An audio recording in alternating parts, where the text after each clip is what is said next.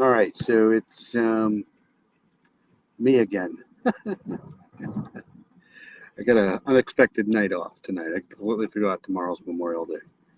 And I usually don't work Memorial Day, so I'm in all the way in for nothing. What are you going to do? All right, so I figured, how the hell am I going to spend my night? We'll do a live. So I'm going to go over some of the storms that have been devastating part of the country and some other topics, whatever goes, I guess. So let me play my intro and I'll be right back. Hope everybody had a great day. Hope everybody's safe. Let's put it that way. I'll be right back.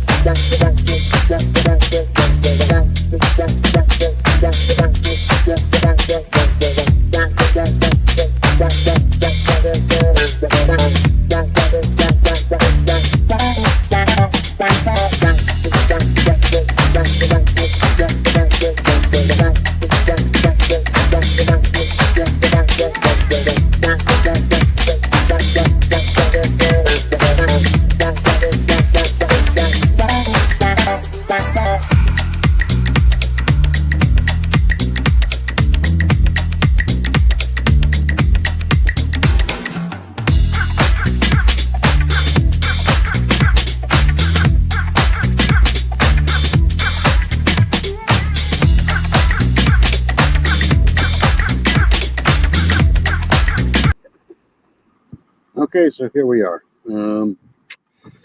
It is 12:14 a.m. It's early Memorial Day weekend. Now, hold on. Let me do this here.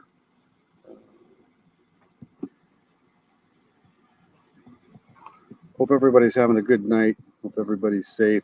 But what we're going to do here is I'm going to try to go over some of the storm coverage here. Let's do this first while I pull up some maps and find out what's going on. But this is the governor update on severe weather in Benton County. I think this is.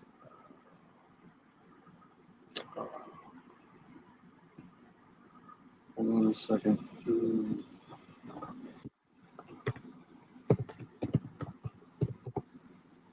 Arkansas, right? Okay. So let's play this here.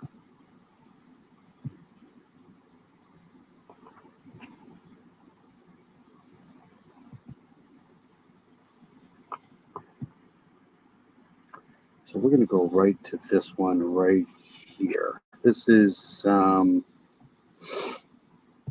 let's do this. 4029. This is breaking news. Governor Sarah Sanders Other officials giving an update on the damage and recovery efforts that we've seen following last night's storms. We're going to take a live listen now. No matter what difficulties come our way, the moments that we think are going to be the things that break us are usually, and show our vulnerabilities, are usually the things that ultimately show our strength. And that's exactly what we have seen here over the course of the last several hours, is that the strength of our state continues to be where it has always been, and that is in our people. And while we are seeing the devastation of businesses and homes across this area in the northern part of our state, we are seeing the great humanity of Arkansans and neighbors helping neighbors. Even when their own homes and businesses are damaged, they're showing up and helping one another. There's nothing that makes me prouder to be the governor of our state than moments like this, when we see our people really show up and take care of one another. It's not, like I said, the place we want to be in, but if we have to go through something this difficult, I'm glad to know that we have the support of the communities that are represented here today. I mean, some of these places just got leveled. Let me hold on a second. Let me stop sharing that. Let's go here. So this is from the National Weather Service office in Paducah County, Paducah, Kentucky. I think that's where the radar is coming from, anyways. And this is so you're going to have your tornado watch down in here, but let's.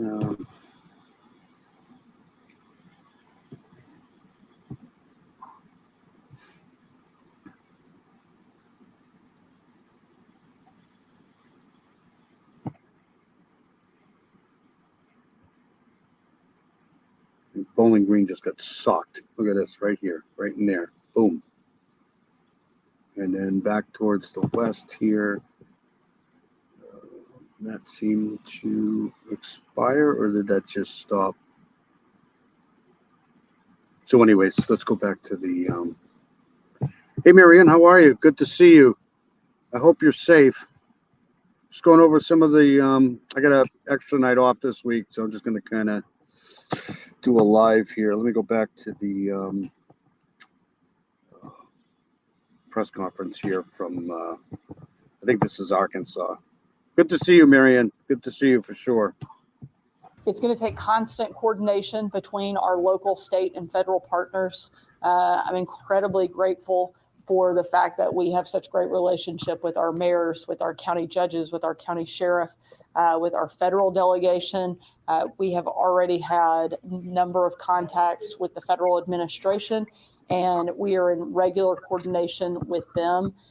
We are in still an assessment phase. We're going to have to continue to focus in the immediate on the rescue side. As we move into the recovery, the rebuilding efforts will come. This is not going to... Every day, wake up, right? Hopefully. But you just never know what's going to happen. You know, it's... Oh, you're welcome, Marianne. Absolutely. You never know, if you're going to get a tornado or not. You never know if there's going to be an accident. You never know if you're going to win $1 million. You never know. And my heart goes out to all these people, because anybody who's been through anything like this here, you know that in a fraction of a couple of seconds in a day, you can just lose literally everything you own. It's got to suck. Going to be a short process, but a long road ahead. But I can assure you that not only will our city, county, state, and federal partners, we will work together until we... Hey, buddy, what's up, buddy? Good to see you, man. Yeah, I hope everybody's safe. This is got an extra night off this week here because of Memorial Day, so I figured I'd do a live. It's good to see you guys. This is coming out of Arkansas, I think. Arkansas. I think that's where Southern Gal lives. I hope she's okay. Get everybody back whole and open. Business is open, and we are going to be there every single step of the way. And I'm thankful for each of the people that are up here that we will work with to make that happen. I'm going to turn it over to Senator Bozeman to make a few remarks, and then each of us will be happy to answer any questions. Thank you. There's some towns, I would say between Oklahoma, Arkansas, Texas, that are just not, they're just not towns anymore. They're completely wiped out. Well, thank you very much, and we appreciate the governor's leadership. I'm here on behalf of the Senate and myself and Senator Cotton to lend whatever effort. It's Karen Lee. Karen Lee's in the house. Hi, Karen. How's it going? Hope you're safe.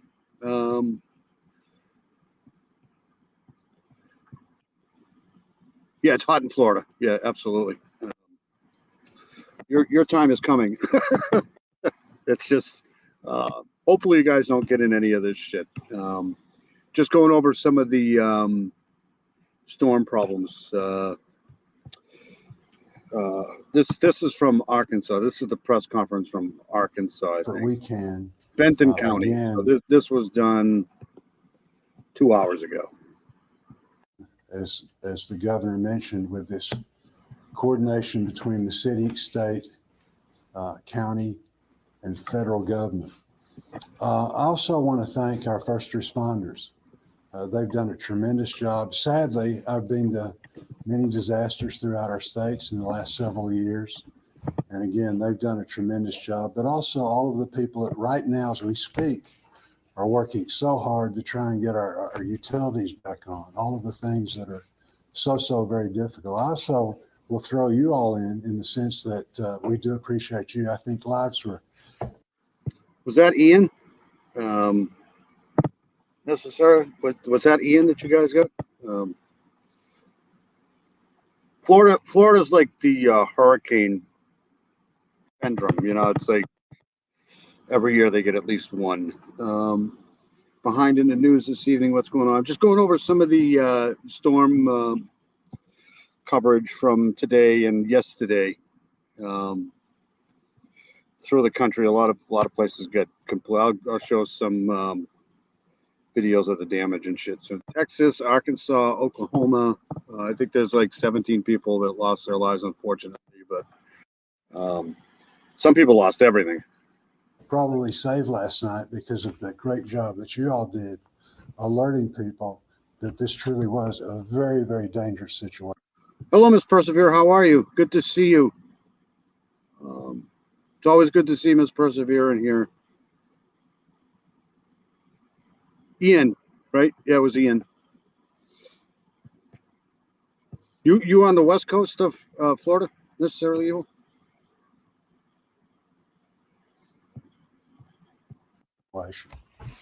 So, and then lastly, all of the people that you know, I got out this morning. I'm driving the roadways like so many in this room do. But as the day progressed, more and more people were out again, helping their neighbors, trying to take care of each other.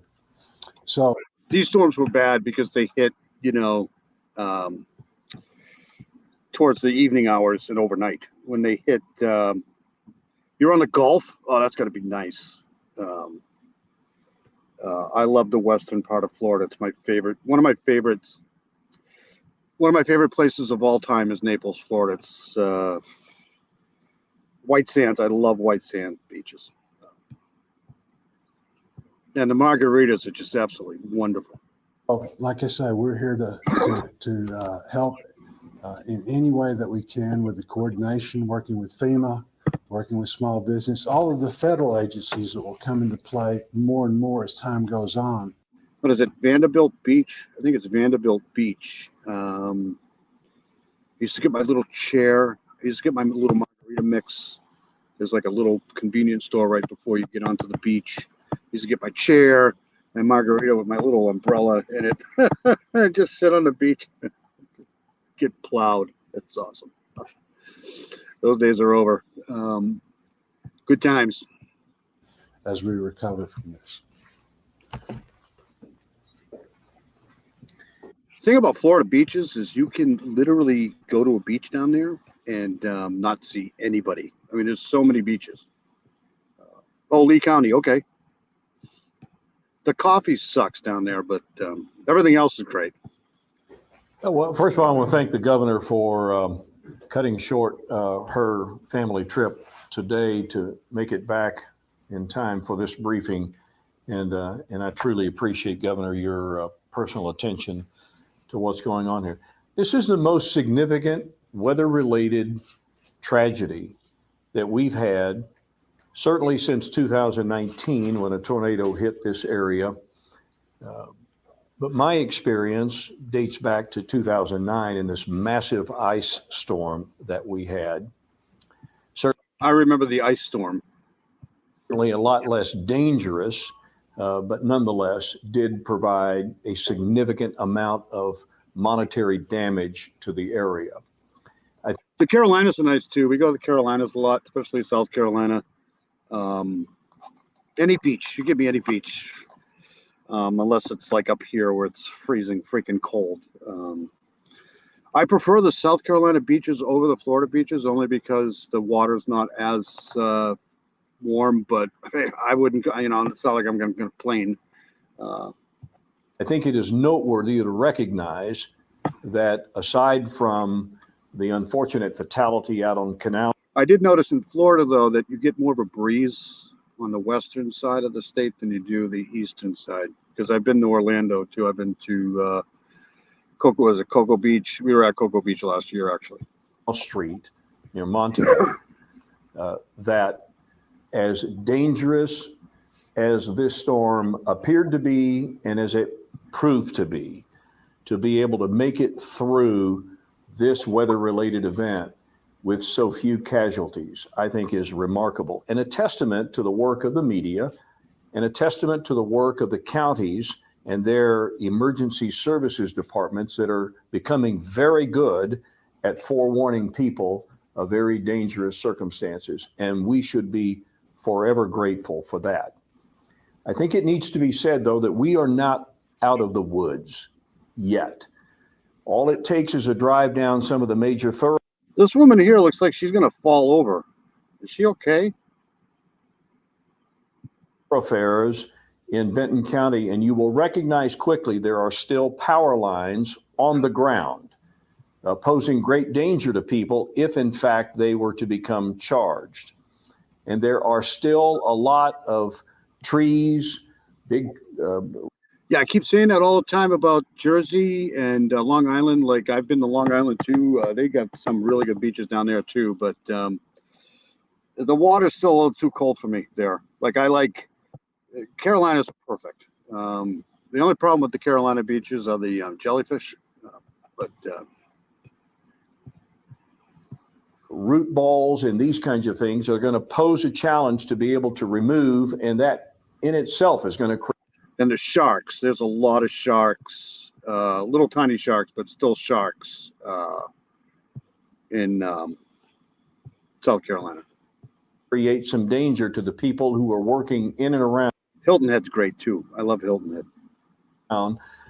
This debris as it becomes removed. I think people are just going to have to become very patient and understand that we are not going to recover from this thing overnight. It's going to take weeks and probably months that we'll still see the after effects of this particular storm.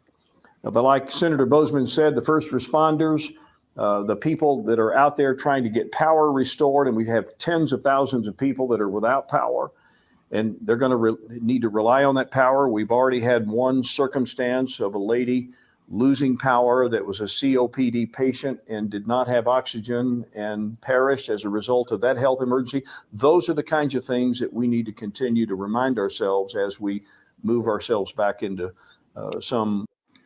All I can say is I cannot believe that it's 2024 and we still have power shortage problems when these things happen. It's just so weird. There's got to be a way to provide power to people when stuff like this happens. There just has to be. Because that's a problem, especially in the hotter states like Texas and Florida. when you lose power in the summertime or late spring like this, it can get freaking hot, and it usually gets hot after, these systems pass. So, that's another problem. No air conditioning, no relief from the heat.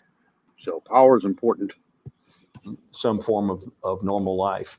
It's also Memorial Day weekend, and that further complicates matters. But I think one of the good things we can understand is that school has now officially ended, I think, for the most part in this area. So I used to dive too years and years and years ago. I never went to anywhere like open water like that down in Florida, but for lakes. I think I went diving once off the coast of Revere Beach down in Massachusetts, but that was fun. I couldn't do it now. I smoke way too much. the complication of getting schools open and kids back in classes is not an issue for us right now. So we'll all work together. I promise. These days here, I swim for 5 seconds and I'm ready for a nap. I just that kind of life. Senator Bozeman, myself, Senator Cotton, other members of the federal delegation are going to engage the federal bureaucracy, and whatever we need, I'm absolutely confident that we will put the right pressure on the right people to make sure that we get a speedy, a very timely response to this particular disaster. Thank you so much. Congressman Womack, I have a question. Hold on just a second. Sorry. I just think there's a way, I know a lot of people don't like the term solar power, but I think there's a way to provide solar power to some of these areas if there's a power loss like that, especially down south. I mean, the sun is so strong. I think there's got to be a way to do stuff like that. All right. Good evening. I'm AJ Gary. I'm the director. All right, I'm going to go to, actually, I'll go here. Hold on a second.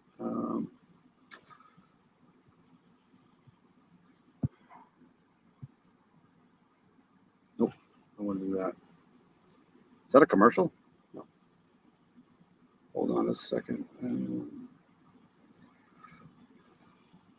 We'll do this. Yep, here we go. Okay. So we'll do a live feed on the storms that are going on right now. Because it seems like Kentucky's in the crosshairs right this very second. Let's. Enclave said they had trees down at Rocking Chair in Pruitt's Chapel, so that's going to be kind of right off the bypass there. When you're coming in, you kind of take the bypass over to Pruitt's Chapel, and if you head north there, you head up toward the primary school. Looks like it came across through there, hit. So this is out of, I believe, K8 News. I don't know where this is. It seems to be, I think this is Kentucky. I could be wrong. Somewhere around Clubview Enclave, the new neighborhood there, I believe it's called the Silos or Silo something. If anybody's familiar with there on Pruitt's Chapel, those new houses that sit on the north side of the road there. There's some damage there, and then possibly continuing on. That's why I was a little worried, because that's right in line with my house. Yeah, no bird killing. Yeah, I saw that rumor about Rick Allen too. Hopefully, if he's guilty, I think he's guilty, but hopefully he does. Let's go here. Also, but my family's good, so we're going to continue to watch it. Is this a new tornado warning? No, this is the continuation of the tornado warning for the warning that's kind of slanted and delightful. That's the original tornado warning. The new tornado warning that was issued about 15-20 minutes ago from that goes across northern Mississippi and through the southern Boot Hill counties. That's continuing until what time is it now? 11. I think until midnight. So I'm seeing pictures coming in now of the power lines down by GCT primary. That's going to be probably near the start of the damage. So it just shows you what we have downstream as far as taking this seriously. New radar scan coming in right now. Still some strong winds right here, which would be in southern parts of Dunkling County. And there's still some rotation right there. That's right near just south of Cardwell, near State Highway F, and where that meets up with County Road 609. So if you're in the Arbord area, Paulding community there to the south, County Road 620, that's possible rotation coming through. Is Jace Passmore? So right this very second, hold on a second. Let me switch here to this really quick.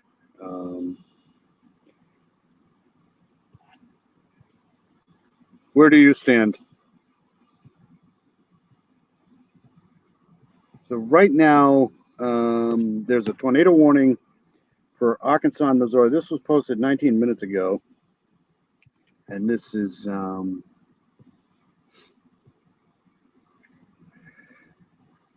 Caruthersville, right outside of Jonesboro, just due east of Paragould here.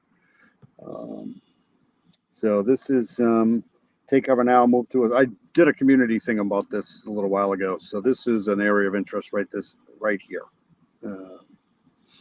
And I'll bring up a map in a couple of seconds, but let's go back to this here.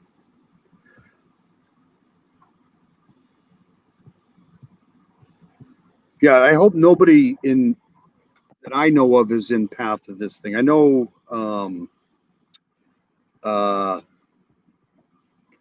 Southern Gal lives in Arkansas, I think. And I know Jenks lives in Kentucky. So I see his feed down here at the bottom here. Jace, can you hear me? And what are you seeing and where are you at? I'm just outside of Hornersville. I've been watching this storm for a while now.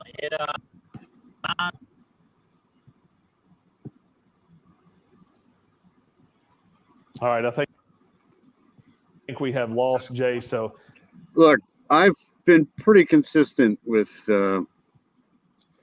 this whole Delphi case from the very beginning. I've said all along, I think this is a lone wolf guy. This guy just like everybody else that commits shit like this, he's just an animal, you know. Probably lives right down the street. And if they would have had some DNA, they probably would have caught this guy a long time ago, but I don't think they have that. This is a circumstantial case, you know, but it's one of those deals where circumstances sometimes can get you convicted. I do know this. I was thinking about this the other day. 2.5 years ago, 3 years ago, if they would have indicted Keegan Klein, I bet you they would have been able to get a conviction. That's just my personal opinion. And they would have got the wrong guy. So juries are, you never know what a jury's going to do. I think Richard Allen is pretty guilty. Like I said, I'm at like 80% now with Richard Allen. But I want to see, you know, I want to see a trial. And this whole thing would have been over with if this judge didn't get involved in this shit back in the fall. We were ready to go to trial in January, and she just stood up and decided she wanted to play God in this whole thing, and this whole thing just went off the freaking rails. And so this is my opinion. This is all her fault. You know, if she didn't pull this, defense is incapable of trying this case. Like, she had no business doing that, and if she didn't open her mouth, this case would be over by now.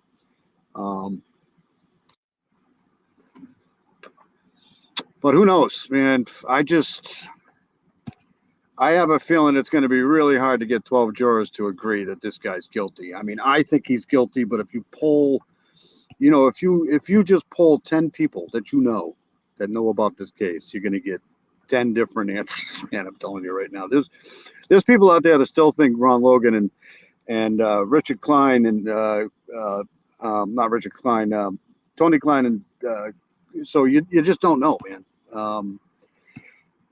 Yeah, we can agree to disagree because I don't know, but it's not unusual for somebody like this to do something like this. I hear people say that all the time, like nobody knows anything about Rich and Allen. It's just people do this shit all the time, and they look like normal people. Nobody would have ever thought that BTK would be capable of doing what he did, but he did. He's in Hornersville, so he's let me back out just a little bit.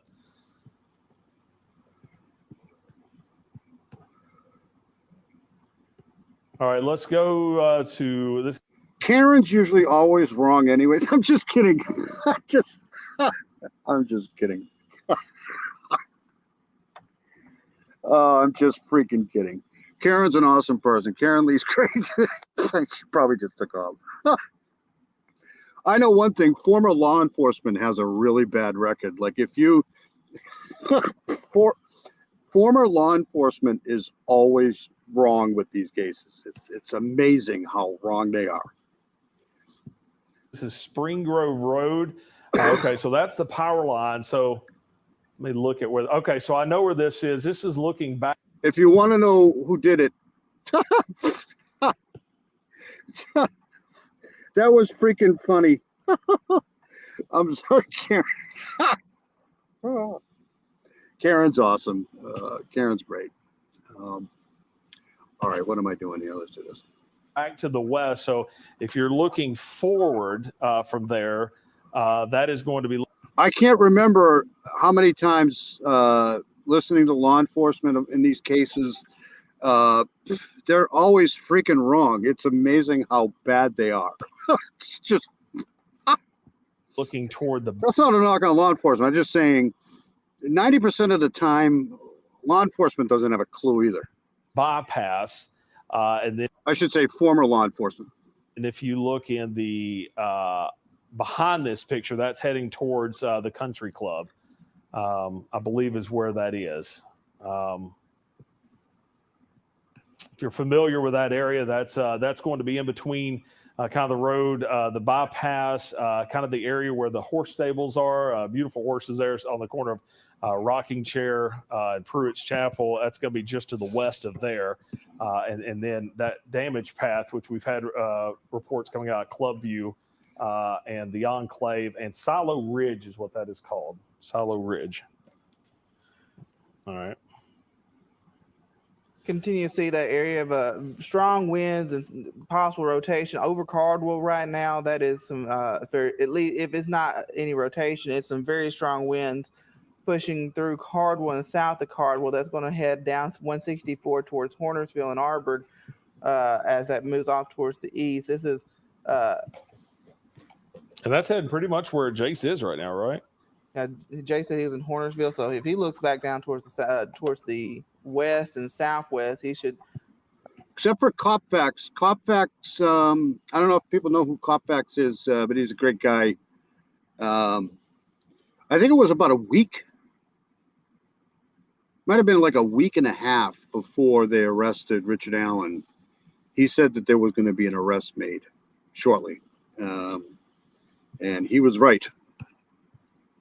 But I think he thought it was going to be Keegan Klein. I don't think he thought it was going to be Richard Allen. I'm not sure. I can't speak for him. But he did say that there was going to be an arrest in about a week. If there's something there, it'll be coming right through the farmlands there, south of Arbor, Cardwell, towards Hornersville. They're between Leechville and Arbor. Yeah, this is passing right between Arkmo and heading right toward the Hornersville area. Now, Hornersville. I listen to these cases all the time. I was just listening to one the other night. They had indicted a guy for it's actually 3 guys, but they indicted another guy from Touch DNA, and they were adamant that he was there, right? Adamant that he was there because of Touch DNA. Turns out he wasn't even there. He was rushed to the hospital because of some condition that he had, and the paramedics that worked on him also worked at the crime scene later that day, and that's how his touch DNA got there. But he had nothing to do with it. But if they would have indicted him, and he probably would have been found guilty, because of touch DNA. But they actually had video evidence of him being on a gurney in the hospital in the ER. It's just so people get convicted all the time that aren't really guilty, and guilty people go walk free too all the time. So juries are not perfect, man. And I continue to say that if Alex Murdaugh, if he didn't take the stand, if he didn't testify at that trial, he probably would have gotten away with it too. It's got its own little rotation there also. Looks like 2 areas of rotation. By the way, I'm getting reports. This is from someone that's in Club View, going house to house, making sure everybody's okay. And so far, they have not had any injuries. That's good news. Yeah. That's the reason why, I don't know. I have my own opinion. I don't have a problem with other people's opinion as long as I'm not blaming family. Sometimes it's okay to blame family if you have evidence of family being involved, but I don't have a problem with people's opinion. I don't. What I do have a problem with is this back and forth, defense, prosecution, judge, prosecution, juries, all this stuff. This is not abnormal. These things, the defense, prosecution, they do this shit all the time in every single case. It doesn't. Yep, wrongful conviction is a dreadful thing, but also people who get away with murder. And I've seen those cases too. That's wrong too.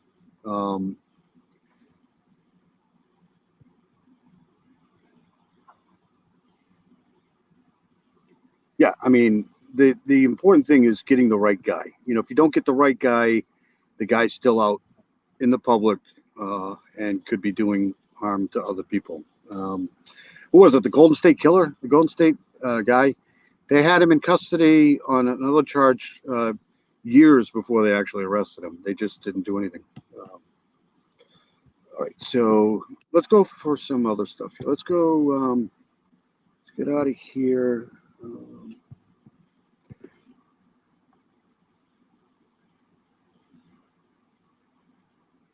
This was done.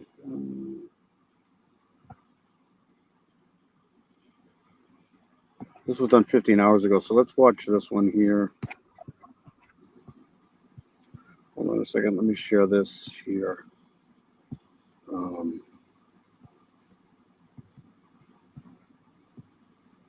Guess what people say too is, how can one person do this? People do this shit all the time. Are waking up to intense tornado damage from overnight at a local marina. Boats and docks are now destroyed, and a nearby RV park is waking up to the severe damage left behind. Our Don White is at that RV. So this is this one's out of this is out of due north of Dallas. This is from Denton. I saw this one. This town is flattened, literally. RV park in Sanger, just north of DFW. And Dawn, now that the sun is up, people are waking up. What are you seeing, and how are the locals coping?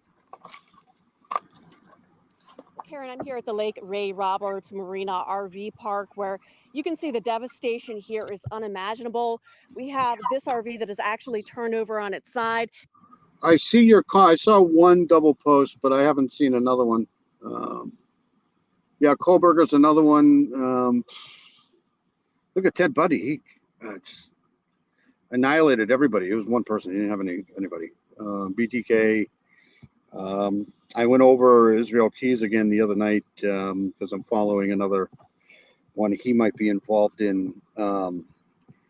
These people are clever, man. These people do this shit all the time. The guy that kidnapped that girl in Saratoga Springs in New York.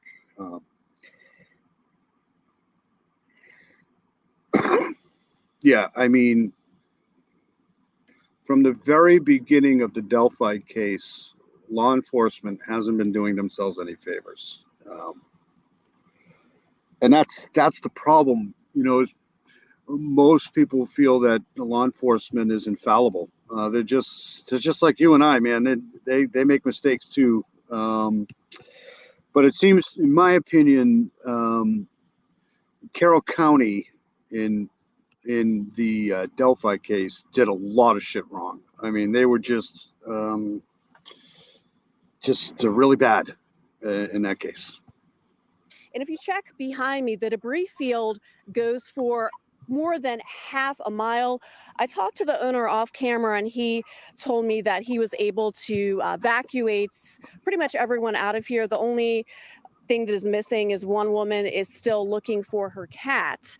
And I'm joined now by two people who were here when everything happened, Frank and Donald. So Frank, if you would be able to tell me what it was like last night when the tornado touched down and where you were.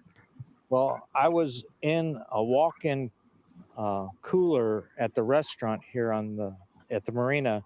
The owner came around honking his horn, warning everybody to get out. I don't know why I heeded that warning, but glad I did. I grabbed my dog. We headed for there, and it just it was just unbelievable, the sound of all the destruction going on around us. That walk-in cooler didn't move. That was the most secure structure you could have gone to. And I come out and everything is destroyed, just absolutely destroyed in a matter of 2 minutes.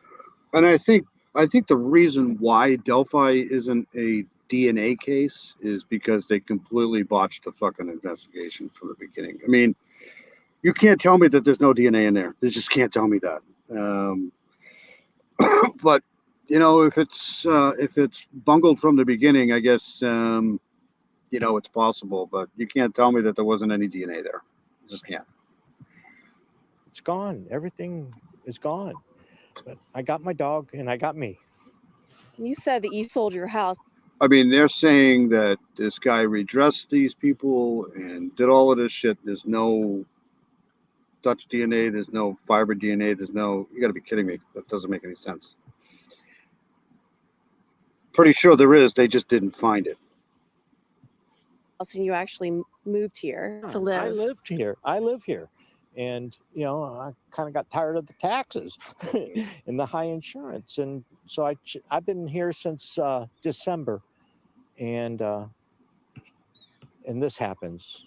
I guess God doesn't like RV parks. That was your RV right back there. Yes, that's it. It's gone. It's all gone. I'm finding a lot of my stuff all in the debris field. You know, I'm finding my Red Bulls out here. I did say my Irish whiskey survived. Yeah, you're gonna need it. Yeah, I mean, once you go through something like this, man, I said that earlier. You just, you know, like I said, you wake up one day and then all of a sudden it's all gone. I mean, how do you? I know a lot of these people are probably going to get federal help and stuff like that, but you can't replace what you lost. You know, it's just. I remember when I was young, we went through a fire in the house, and you know they put the house back together and all of that stuff, but it's just not the same. You know. Well, we're glad that you and your 20-year-old Maltese are okay. Yeah, Samson and I, we're alive.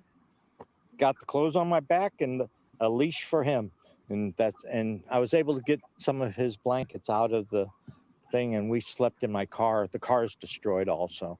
Yeah, that was wicked funny. It must have picked up my car and just spun it because the whole back end is all twisted up. And it's a big Lincoln, and it's all twisted up. Yeah. And I know that both of you have insurance, which we are glad to hear. And Donald, if you can tell me where you were and what you saw and heard. I was in my camper and I heard the noise, a really loud noise coming. I heard the horn honking, and I went ahead and rolled in my bedroom, which is a slide out. And as soon as I did, I went ahead and laid on the bed because the camper, I felt the walls start vibrating. At that point, it picked up my whole camper over the pickup and sailed it, spun, is what we're imagining. What it had to do is spun, and then it slammed into another camper, and it exploded. And how I survived, I have no idea. What went through your mind when this all was happening? But it's just, it's hard to describe. But the best thing I could say is I wasn't upset. I was just trying to get someplace safe, and there was no place to go. Down on the mattress and hang on for the ride. So that's all I can do. And it's always amazing for me to hear the stories of these people that do make it, because they give firsthand. It's important to get the logistics of what happened and how it happened, because that helps further science. You know what I mean? Just glad to be here. I'm glad I've lived through some tough times in the last 5 years. I just keep picking up the pieces and moving forward. Well, thank you both for joining us, and we are glad that both of you are okay. And tonight on CBS News Texas, I will have more from. I mean, look at the weather now, right? That's always what they say. Like afterwards, it's just another day, and you see all of this shit everywhere, right? But look at the skies now. These people are wearing short sleeve shirts. From here, and how people. If it wasn't for the damage, it's like nothing ever happened. Are picking up the pieces. Look at these vehicles right here. It's like, I'm pretty sure they didn't park those there on purpose like that. Live in Sanger, Dawn White, CBS News. All right, let's switch gears here to this here. Let's go to this one here. Yeah, they definitely don't like anything that can be lifted. Tornadoes. Years ago when I used to be an electrician, we used to go through those training things of how to do hurricane clips and stuff like that. And a hurricane clip ain't going to do anything in a hurricane or a tornado, right? It's not going to happen. Like the tornado will literally lift your house, RV, anything that it can lift, it will lift and throw. It doesn't matter the weight. Tornado damage. All right, so this is coming out of this is northern Texas again. This is 33 minutes ago. I know there was a lot of people unalived here in northern Texas. Damage spanning miles of North Texas. Sky 4 captured the aftermath of the deadliest day for tornadoes in North Texas since 2015. Yes. Good evening, I'm Blake Hansen. We will get you back to the Coca-Cola 600 as soon as racing resumes, but we do want to bring you today's news. 7 people have been confirmed dead, around 100 injured. Homes, businesses, RV parks, boats, and land destroyed. Pretty sure Texas is right up there. I think they're number 1 with tornadoes in the country. Valley View, Sanger, Pilot Point, and Salina, among others. Fox 4 meteorologist Ali Triano will join us in a moment with more on the strength and the path of these tornadoes. But first, Fox 4's Amelia Jones is live in Valley View in Cook County, north of Denton County. It was the area hardest hit last night. Amelia. Blake, it's easy to see why the damage, it doesn't compare to seeing it in photos as it does to see it in person. These mobile homes behind me, they were picked up, flipped, and twisted in those powerful winds. Metal scraps are scattered throughout this area. Trees snapped like toothpicks, and homes gone. I feel so sad because I don't know where to start. Yolanda Vasquez has lived in her Valley View home for 14 years. It lasted like for 10, 15 minutes. In those minutes, her house was destroyed. This is the living room. It used to be the living room. It's not the living room anymore. But you can see, I don't got no roof, nothing. Vasquez says that she and her husband got out of bed when they heard banging in the house. When they saw the winds picking up the roof, they ran. Her husband in a closet and herself to the hallway. I had the door closed, and I had to hold it like this all the time and looking down and praying. This woman here came within seconds of just dying. I mean, it's Praying to God like this. The door to her grandson's bedroom. Thankfully, he wasn't home at the time. I thought I was going to die for sure. I said, I'm not going to make it anymore. This is the end of me. Vasquez considers herself and her family lucky. 7 people, including a 2-year-old and 5-year-old, died in Saturday night's storm. At least 100 were injured. The National Weather Service preliminary reports say the storm was an EF2 tornado with winds up to 135 miles per hour. I'm a proponent for them to quit with the numbering system, especially in hurricanes, because I think people get a little complaint. It's like you know, they have the Saffir-Simpson scale, which goes from 1 to 5, right? Then they have a tropical storm status, which is below 74 mile per hour winds. But I've seen tropical storms produce more damage and more unaliving than some Category 5 hurricanes, because I think people just get complacent when they hear, oh, it's just going to be a tropical storm. Oh, it's just going to be a Category 1. You know, just say it's going to be a hurricane, so cover your ass, you know, because people just, for some reason, numbers, you know, if it's a higher number, people will just think, oh, I'm fine in a Category 1, or an EF1 is not as bad as an EF2. No, you can die in all of them. I think it was Tropical Storm Harvey. I think it was Harvey that hit Texas, and it stayed in Texas for like almost 2 weeks. It just wouldn't leave Texas, and it caused more flooding and more unaliving than a lot of Category 4 or 5 hurricanes, because it's the water that kills you. Thankfully, this family wasn't home when the tornado came through Valley View, but when they returned, they realized they didn't have a home anymore at all. All that remains is the foundation of where their family house once stood. It was just really pitch black, very pitch black. But when it got closer, you could hear the big noise, and you could see like maybe white stuff, but just debris was mainly the main thing you saw.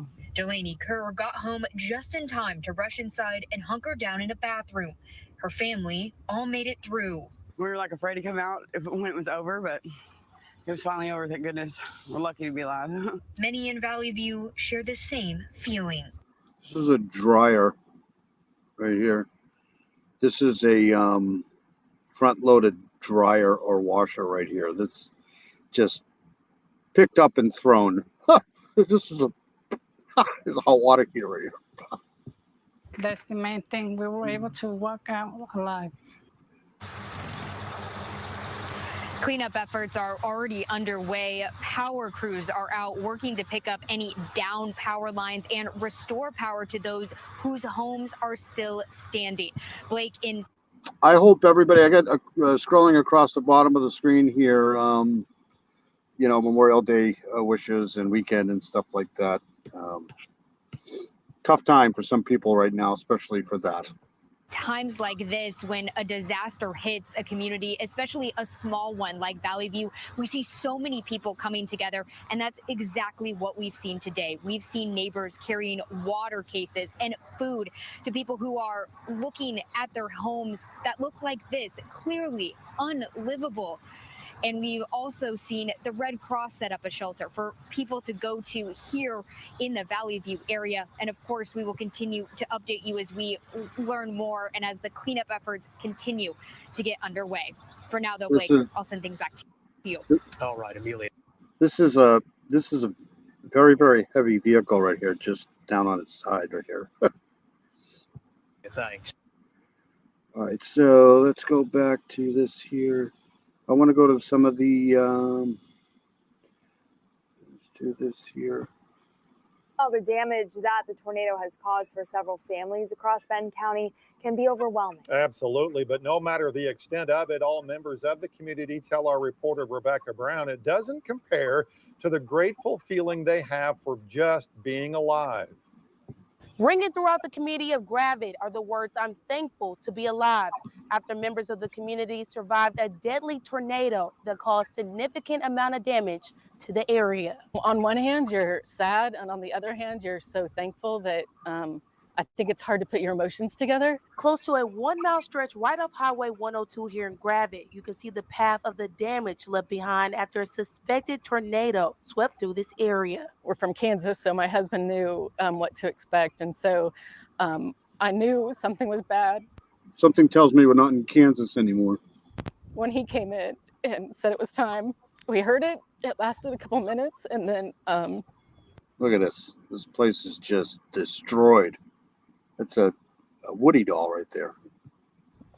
Pretty devastating. A catastrophic event that lasted a few minutes but felt like forever for Chrissy Sample, as her home is now gone. The roof line all the way around the back of the house is pretty much collapsed. And Simple is not the only one whose emotions are running high with the pain of losing something dear to their hearts. My first observation was that very sad because a lot of memories here, and I loved my home. I really did. Evelyn Hungate just lived down the street and flew in from out of town just to see not even half her home still there. I'm just taking one day at a time. I have had several offers with my family and with friends for a temporary residence. But what ties these two women together is... Hey, Dean, how you doing? Hey, buddy. Good to see you, man. Awesome to see Dean in here. the joy in their heart of having a family in a community that supports them through this hard time. There's been crews here before I even got here. They were already clearing and just wonderful. The cars just kept pulling in and people we didn't even know who they were, and they just kept helping move the debris and put everything together. And so I just hope that everybody's safe and we'll all pull together and put everything back together over time. In Gravette, Rebecca Brown, 5 News. People's Memorial Day weekend plans have been, of course, impacted by these storms, and that certainly includes those who were out on Beaver Lake overnight. 5 News reporter Jacob Luthi visited the Rocky Point Marina, where some boat owners say the place is almost unrecognizable after this morning's storms. Directly behind me here at Rocky Branch Marina, you may... Yeah, it's like one day, you got it all, and then the next day you're just living outside. It just sucks. It's gonna... you're in, I forget where you are, buddy. Where are you? You're in Michigan? No. I know Arkansas got hit bad too. Arkansas and Oklahoma. See water, but that is where docks are supposed to be. Instead, after this morning's storms, they were pushed into this cove, and officials tell me the path to recovery begins now. Once we watched it a little bit, we knew the house was going to be okay, and then we got very nervous about the boat. Carmen Carver was expecting a nice Memorial Day weekend with her family on Beaver Lake. Instead, she spent the day making sure her boat hadn't sunk. We're just getting started on summer, and now I don't know how long it's going to take to get everything put back together. And I'm just grateful. It looks like maybe our boat might be okay, and I feel terrible for everybody whose boat isn't. We'll play one more of these, and we'll get to some true crime. I want to do the opening statements in Christopher Palmer. Here, hold on a second. Let me do this again. Wisconsin. That's right. That's what I thought. Yeah, you got to stay safe, buddy.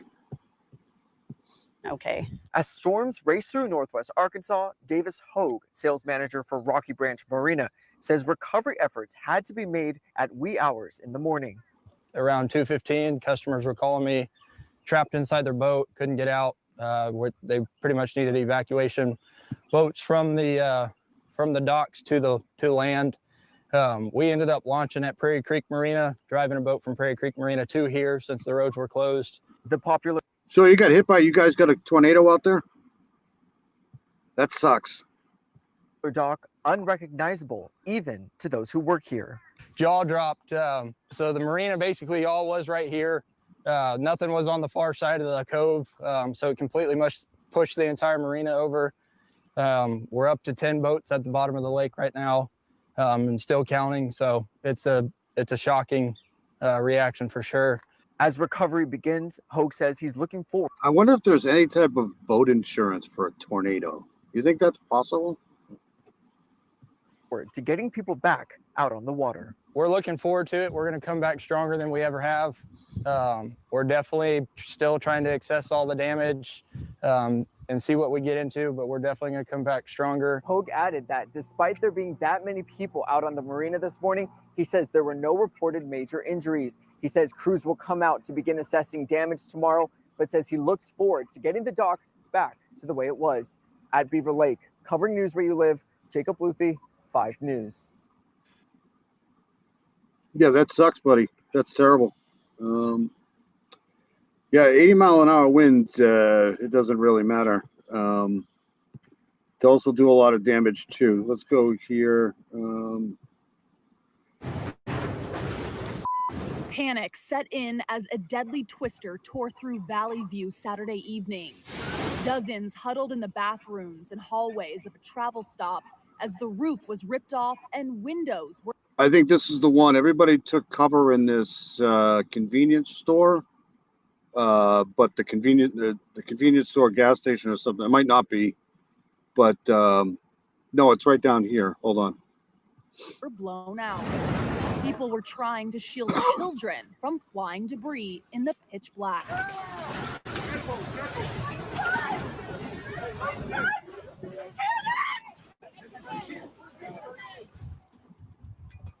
Alexander Rodriguez returned back to the gas station Sunday afternoon to look through his truck. I pulled in 5 minutes before the tornado hit. I pulled in, the tornado hit instantly. You know, the sheetrock, all the roof came down. I cannot believe we were in there. Yeah. And we made it. According to the Cook County Sheriff, everyone inside the gas station survived. Once outside, others were yelling for help. Rodriguez says one man was trapped inside this damaged. Impaled him with a broom?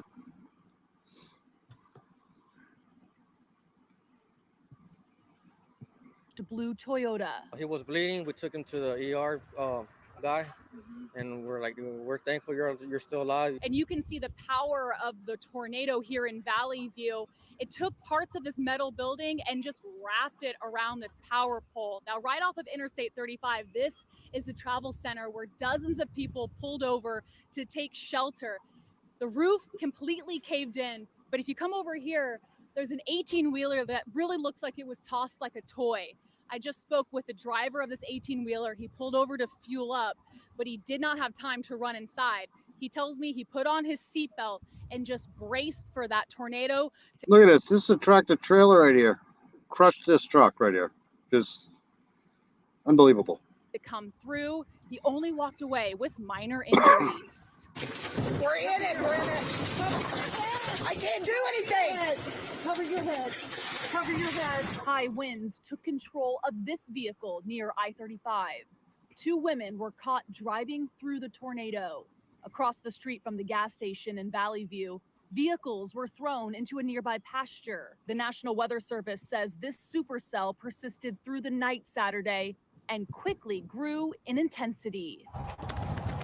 Yeah, this is the one Yes, here. it's really hard to believe that 120. So all these people ran into the Shell station here, and the whole Shell station, basically, roof, everything came off. 25 people were at this gas station behind me where we could see it is absolutely destroyed. There was no recovering from this building. We understand we just had a press conference with Governor Greg Abbott, and they told us again that those 7 lives lost, at least 100 people have been injured by what's now been declared a high EF2 tornado with winds 135 miles per hour, 200 homes destroyed, 120 homes damaged, 50 miles of tornadic activity, and that's exactly what we're seeing here at the gas station travel center here in Valley View. We got some video from inside showing those terrifying moments.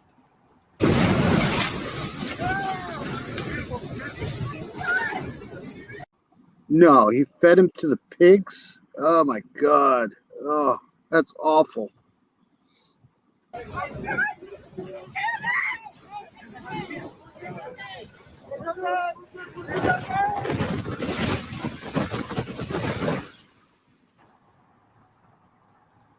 You can hear the wind, the debris flying, and most of all, you hear the fear in people's voices as they are hanging on. People on the interstate sought shelter here. Again, like I mentioned, 125 people were inside. And just moments ago during that press conference, Cook County. Hey, CJK, how are you? Good to see you. I believe this was in Texas, Cook County. This was yesterday, or let's see here.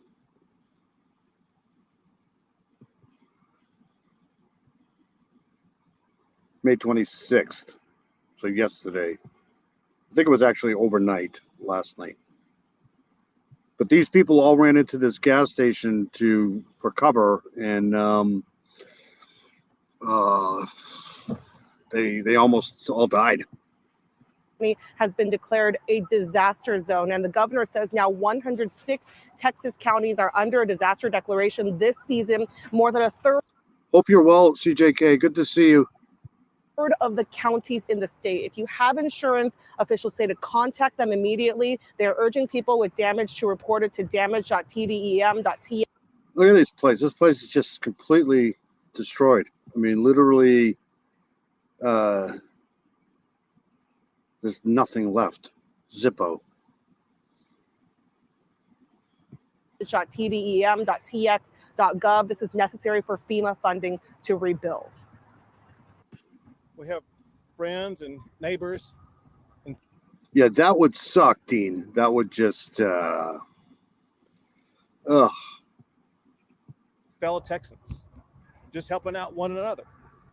And that's what we have come to see time and again in our state. It's one thing that makes Texas so exceptional.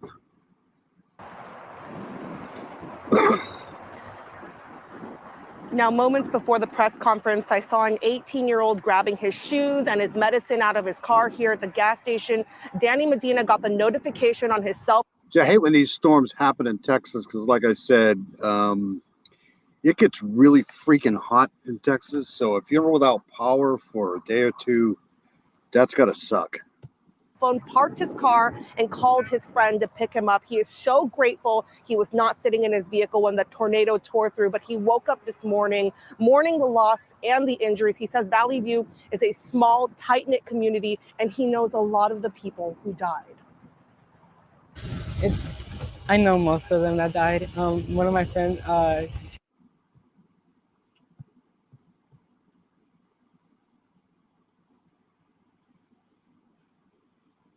Are they okay? CJK, are they okay? Because I know Rogers got hit pretty hard, right?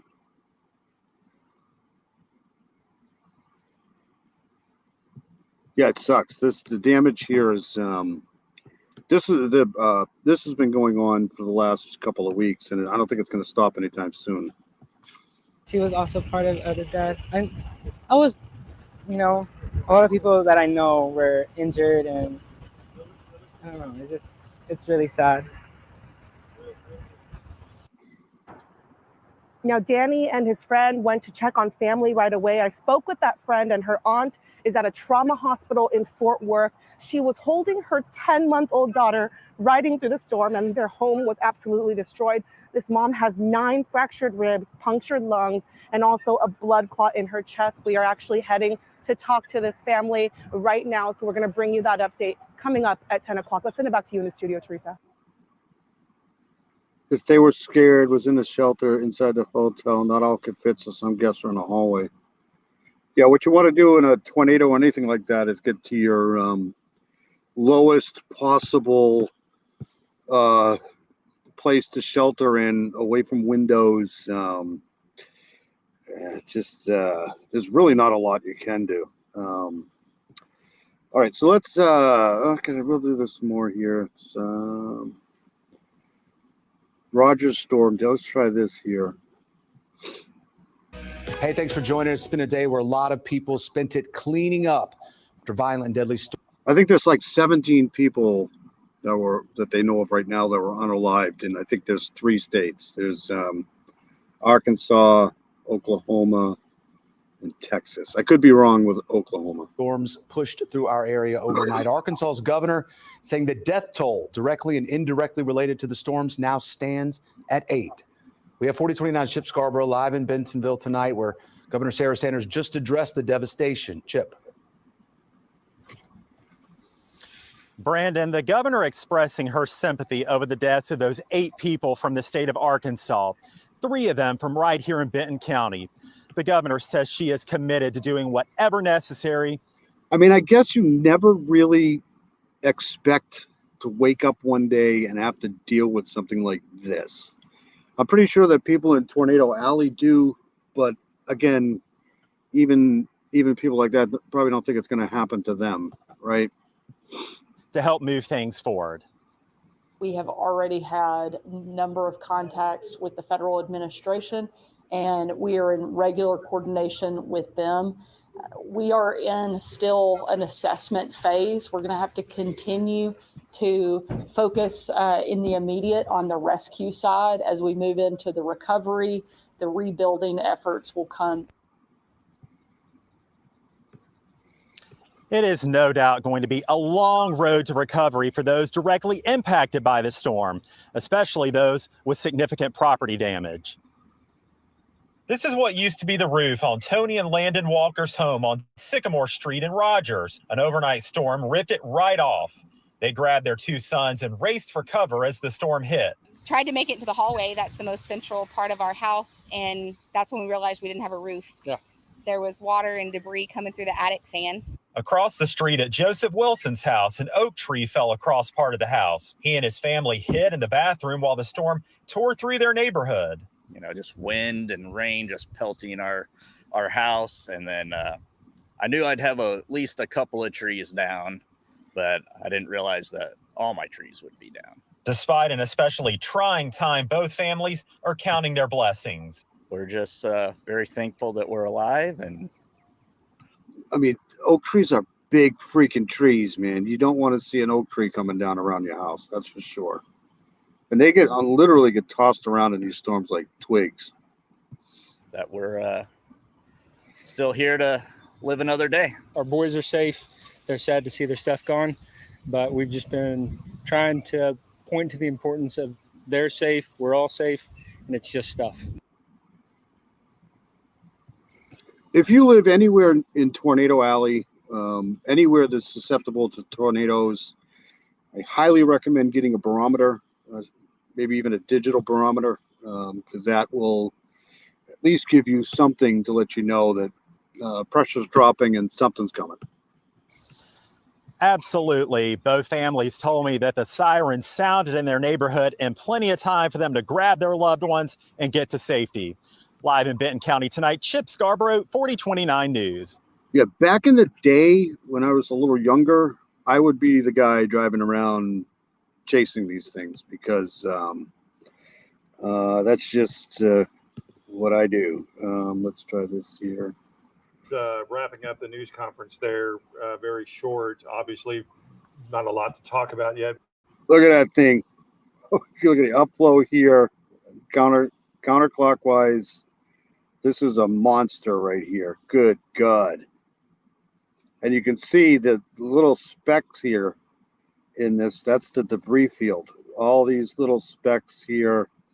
You can actually see that stuff on a radar scan, this debris field. Because they're still in the very early stage of the assessment of the situation of these tornadoes that came through. You heard him say many. I remember one storm I chased around here out to the coast. Everybody was fleeing. It was one of those storms. We got a micro burst. But everybody was fleeing from the places, and I was the only person driving in trying to chase the storm out to the coast. It was so weird. Injuries. And they're still trying to assess a number of injuries. There is one fatality, excuse me, to report. Yeah, I definitely think that, let's do that. Let's go here.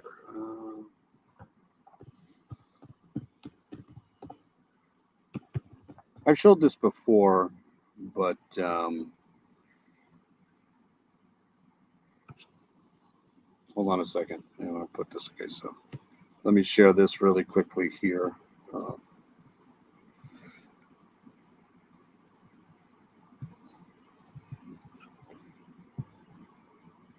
So this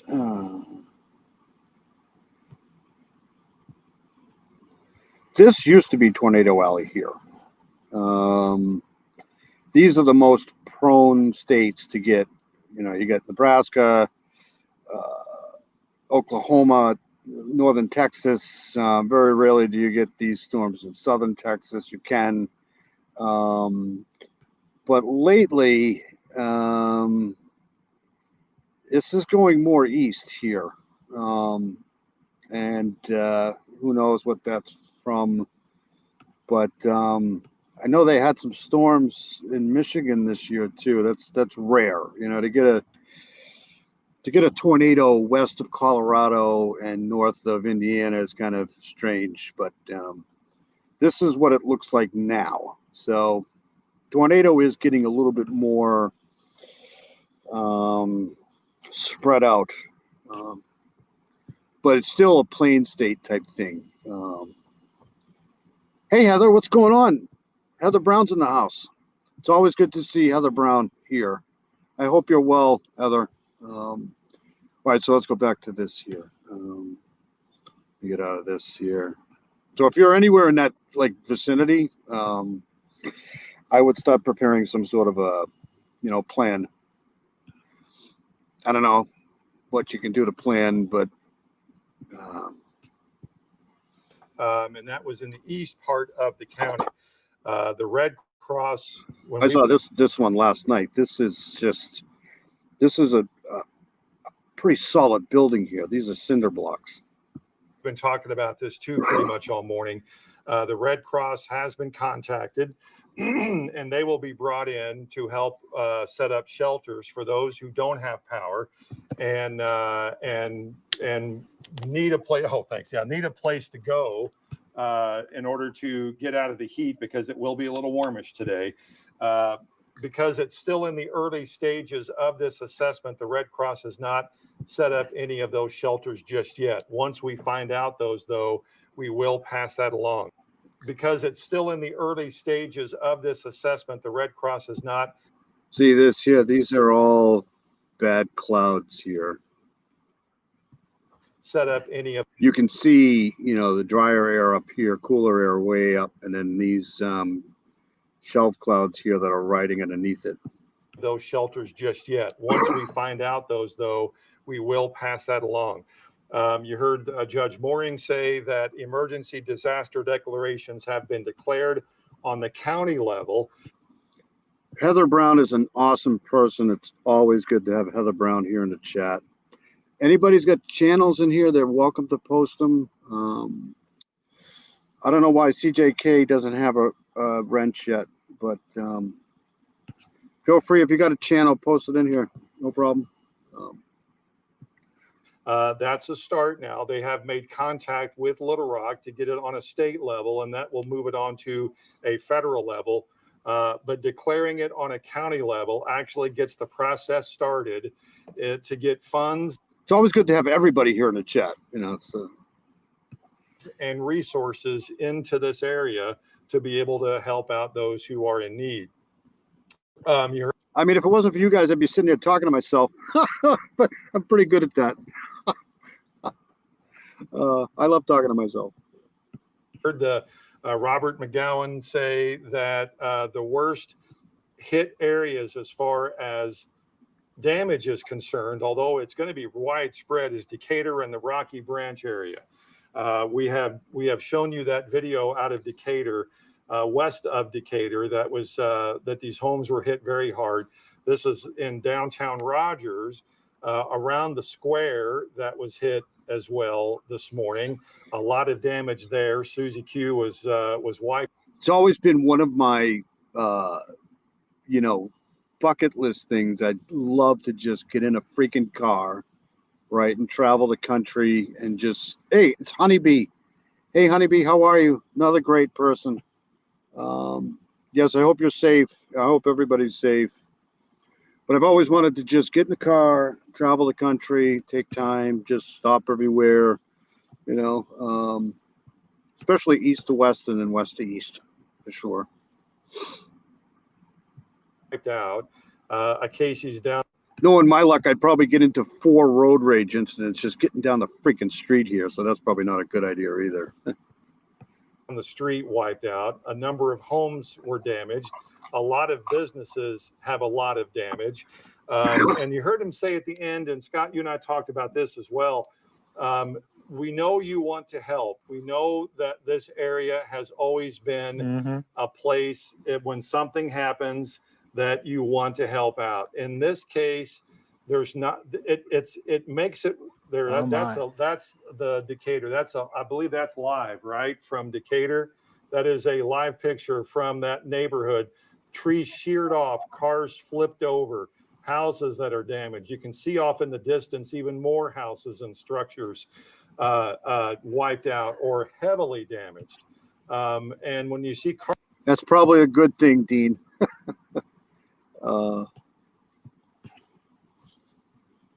cars flipped over like this, you know this was a powerful storm. But just to get back, we know you want to help. They are in the process of getting a method and a system for you to help, which in a way that'll make it a lot easier than doing it now. And You do it useful. now, it makes it worse. If you That's wait, right. they're basically saying, if you just be patient, we will have a system set up that will be beneficial to everybody. I hate when people say that. Just be patient. They just freaking lost everything. How are you supposed to be patient? You know, my God. You're exactly right. They're saying we know we are going to need help, but right now we don't know the best way for you to help. They are still in active search and rescue. Right. What we heard Robert McGowan say is they've not made it to every location impacted by this storm. We watched them spend about 2 hours with numerous crew, including they even brought inmates. Yeah, who won?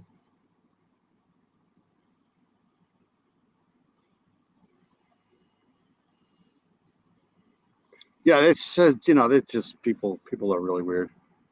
What are you going to do? Safety of the drivers and the fans, man. It's you know, last thing you want to do is be just outside driving cars around with a whole bunch of people when there's tornadoes and bad weather. You know. From the Benton County Jail to come work chainsaws. It still took about 2 hours just to get emergency crews into the area we're looking at live now. So knowing that not everyone's been checked in on yet. Isn't that weird, right? Isn't that weird that you know, that's tornadic activity. Some places receive absolutely nothing, and then right across the street, the whole fucking place is destroyed. It's just weird.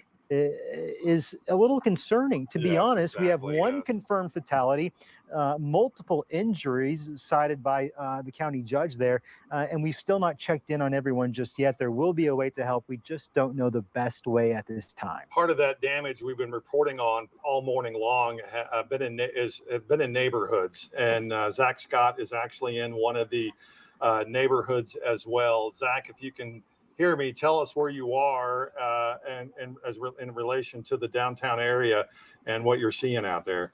Some of these places have never seen a tornado before. So I know Arkansas usually gets some tornadoes, but some of these places have never seen this. Look at these trees.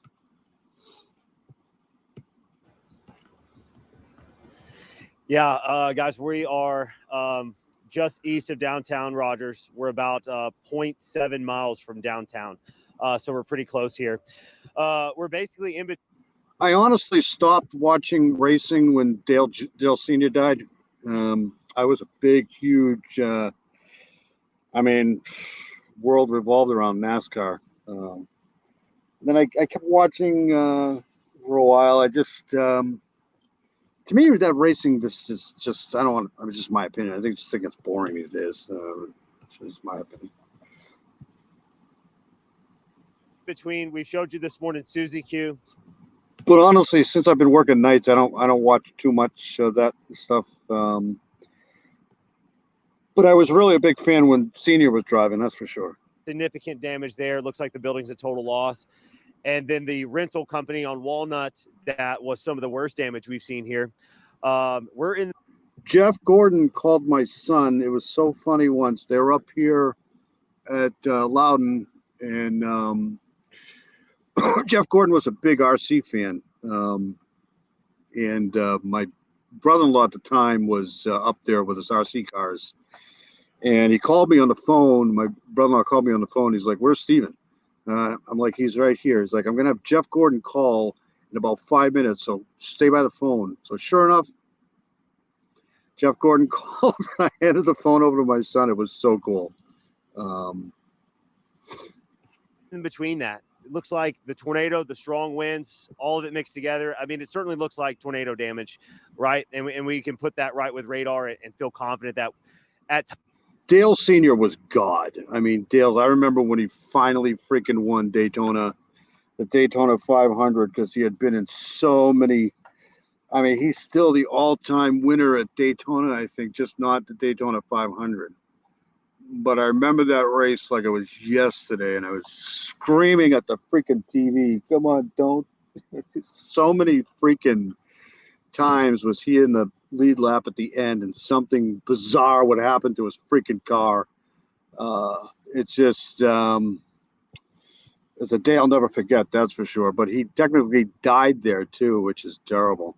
Times we at least had a tornado on the ground with damaging winds coming through. There's debris kind of wrapped everywhere. We've got trees going in this direction, trees going in that direction, trees going in that direction. It's quiet in here too, though. There are some folks kind of walk. Because I'm a big football fan too. So back in the day, we used to have the old picture-in-picture TV. Remember those? That had a picture. You could watch one screen and then have a picture-in-picture and watch another channel. So I'd watch the race in the big picture and have the football game in the little picture-in-picture TV thing. I liked a lot of guys. I liked Harry Gant, if people can remember Harry Gant, the old racer. You know, Bobby Allison and Richard Petty. But by the time I started watching Richard Petty, he was pretty much all done. But Bobby Allison, what's the other guy? I forget. Walking around, but they're a little stunned. There are some folks just checking on some people. We're here at Maple and 10th. Neil Bonnet, Jed Garrett, is that his name? Jed, I forgot his name now. His son raced too. Street. So again, about 7.7 miles away from downtown. Just spoke with a woman. She's inside this house here behind me. She got over here as fast as she could. She was checking on her grandmother, 81 years. I knew he was dead as soon as because I think it was Darrell Waltrip was covering the game. He was one of the announcers, and as soon as he said, "God, I hope Dale's all right," I knew Dale was dead. I just knew it. I just knew, you know, and it wasn't one of those accidents where like the accident he had at Talladega where he flipped his car like 40 times. I just knew he was a goner. I just but years old, lives here by herself. She has a massive oak tree that's down across the back of the not on the house, but in the backyard. And then you can see here, we can get a little bit closer, Josh. Massive tree here. At least yeah, Bill Elliott and Ned Jarrett, that's his name. Yeah, a lot of the places down south, you know, you can't go to the basement because they don't have them. So you need to go into like a bathroom or closet, anywhere that's like 4 close walls and no windows. But to be honest with you, that's not going to work either. So I don't know what to tell you. It's the worst place to be is in a car. About a 3-4 foot hole there with the root ball coming out, tree going across the road. They were grateful, didn't want to talk, but we're super grateful here. If that tree would have fallen the other way. Yeah, he wasn't wearing his harness, safety harness. Dale would never wear a safety harness. So he was dead instantly. Her grandmother was in that back closet there, and the tree would have been right in line for that. And we can't really get back in there. You see these lines coming down. There's trees everywhere. We're hearing that maple from north to. And the funny thing about that accident is he died fending off 2 guys to make it so that either his son or what's his name, Waltrip, would win. He was trying to get them to get ahead of him. From east to west here is one of the harder hit streets. There are some trees on some homes. We are getting reports of that a little bit. We haven't made our way back in there yet, and we're just hoping that that these trees, you know, maybe they were close enough to the home where they kind of fall on the home a little bit. They're not able to really do a lot of damage go into the home, but these are large trees. These are heavy trees, and they do a lot of damage. And we do know that there are some on top of these homes. This tree right here, you can't see it. There's so much debris there. Look at this tree. Holy crap. This tree fell the right way too, because it would have fallen this way here. This house would have been destroyed. But it looks like it fell right into the road here. But there is a house on the backside here. We spoke with the gentleman that lives in this house. He's kind of going around checking on his neighbors here. He hasn't been able to get back there yet to check on that neighbor. And that neighbor does have trees on their house. So he's a little concerned there. Again, extensive damage here. And we can see and hear fire trucks driving by, police vehicles driving by, but we're just on the Same. I mean, if we had to go down to the basement, for one, we'd have to just climb over everything down there. And remember how they found like 42 phones in Rich and Allen's house? I could find 42 phones downstairs in just one box. We've had so many freaking cell phones. It's amazing. We have so much shit down there. And I mean, it's orderly and neat. It's just so much stuff. It's just so much crap down there. edges of some of these neighborhoods. And I know you guys have been talking about that. The damage is so extensive in some communities here in Benton County. Yeah, I like Richard Petty too, but at the end of Richard Petty's career, he was basically just an accident waiting to happen. And I think he did that stuff on purpose. I really do. It's hard. You can just get to the edge of these neighborhoods and then you got to park. People said who would have that many cell phones? And I'm like, ooh, I do. We've had so many phone carriers, so many. I probably could find like 4 or 5 flip-top phones by just not even looking in the house. I mean, that's we've had so many cell phones. My God, just between me and my wife, and then my daughter's phones, and we have like 3 different what's that Wii game consoles downstairs that we just kept buying them because couldn't find parts. It's just weird. Your car, you got to get out and you got to get on foot to get in there. But also the folks in there, they're trapped. They can't get out either. And so there's a lot of stunned folks. There's a lot of concerned people. But as of right now, we're hearing some good stories. Everybody here on this block that we can tell is okay. And I know she was very excited to know that her grandmother's okay and she's in there with her, comforting her. She said she never even heard the storm. So, I mean, it came in quick. Everybody wants to know, was it That'd be me, man. I'd probably sleep right through it. All right, so I'm going to get out of this. I want to go do a little bit of true crime here. I want to do the opening statements here in this missing stepdaughter trial here. I don't know if anybody's been following this here, but let's do this here. Karen probably knows everything about this. This is this is the state of North Carolina against Christopher Palmetto. I don't know a lot about this case, but I have been following a little bit of it. Christopher Palmetto is on trial in the disappearance of his stepdaughter, 11-year-old Madalena. I can't even do that. Kojikari. He's charged with failure to report missing child. Kojikari was last seen November 2022. So if you have any questions, just ask Aaron. Let's go. So these are the opening statements. This was done, I think, yesterday. And this is from Court TV, I think. From November the 22nd to December the 15th, 23 days went by where he didn't know the location of Madalena Kojikari. 23 days went by from the last time that he saw his stepdaughter until detectives with the Cornelius Police Department confronted him about her whereabouts. 23 days. In a few moments, you're going to hear from Tina Rory. Miss Rory was Madalena's bus driver. Miss Rory is going to talk about how she knew Madalena as a person. About how Let me know if everybody can hear this because I've had sound issue. I'm outside again, so I'm telling you, man, what would people do without water in a courtroom? Look at all this water people drink. There's one there, one there, one there. Miss Rory's first name's Tina,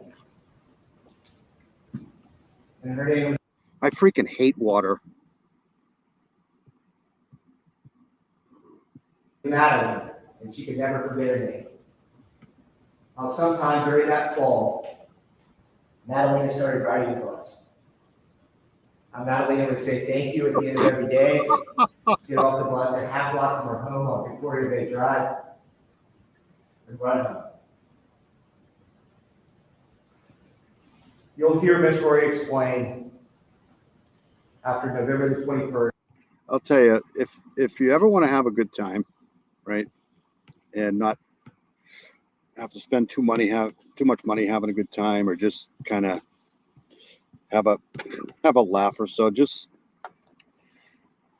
go to one of these chat things, like you go to like reading chats. It's just so funny, man. Like if you're watching a car chase or something and you're in the chat, people are freaking absolutely lunatics in chat. It's freaking classic. First, she hadn't seen Madeline on the bus. You'll see video from November the 21st. See, this is what happens when I have a night off. Like, I have no idea what to do with myself. So, thank God for lives, because I'd just be inside just drinking coffee. Yeah, YouTube chats are just good note. First, when Madeline got off Miss Rory's bus. Oops, sorry. She saw it. This afternoon, you're also going to hear from Denise Lampkin. Miss Lampkin was Madeline's guidance counselor as a sixth grader at Bailey Middle School. Miss Lampkin's job duties include monitoring attendance, making sure kids are on track academically, providing resources to students in need. Miss Lampkin, in November of 2022, didn't really know that. Probably a good thing. On track academically, everything's fine. However, Madeline came across Miss Lampkin's radar when she started getting notifications about a number of absences. Seeing that Madeline hadn't been in school since November the 21st, the Monday of Thanksgiving week, Miss Lampkin started reaching out on November the 30th. On November the 30th, she called Henry. He didn't answer.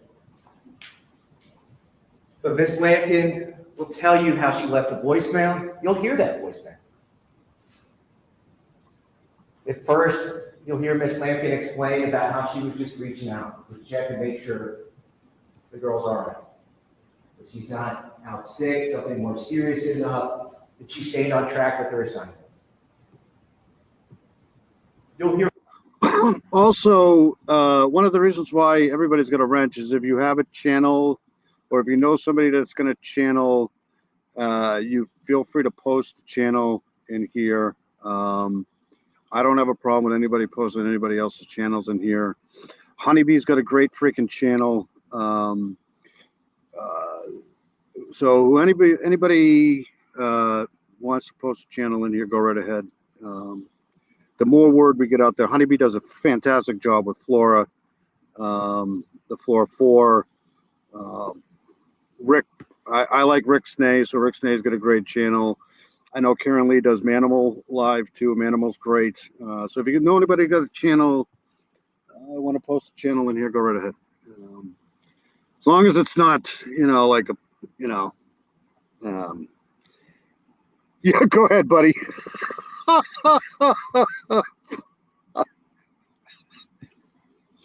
I don't know how many clicks and views you're going to get, buddy, but go ahead. All right, let's, what I'm going to do is I'm going to read a little of this here. Hold on a second. Thank you, Heather Brown. You're awesome. Let's see here. We can get everybody up to speed here on this case here.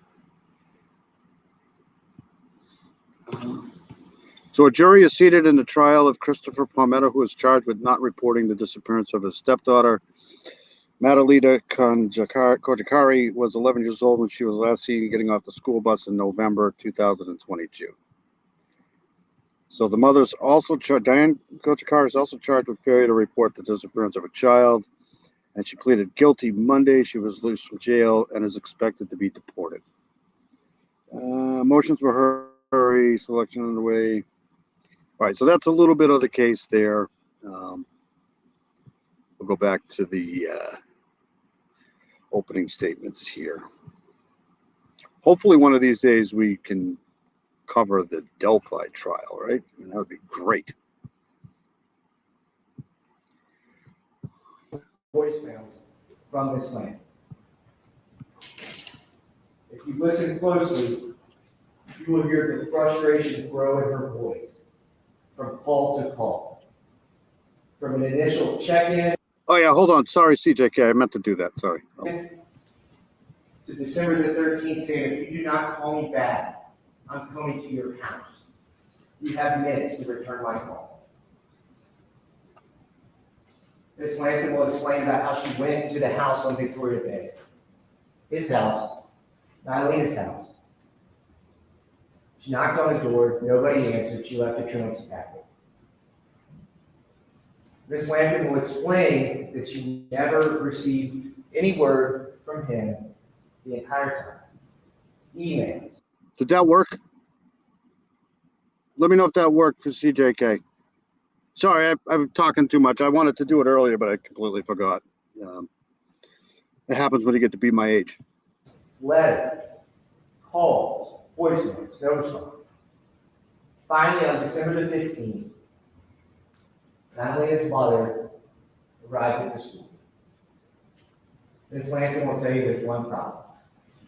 When she got there, Madalena was not there.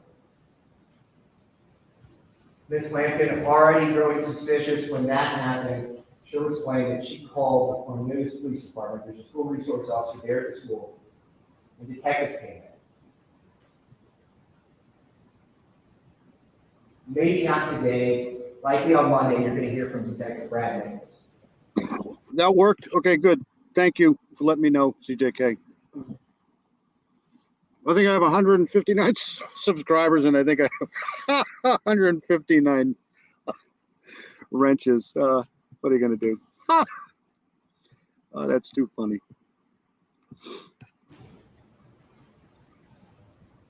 Detective Nichols walked into a room around noon on Thursday, December 15th.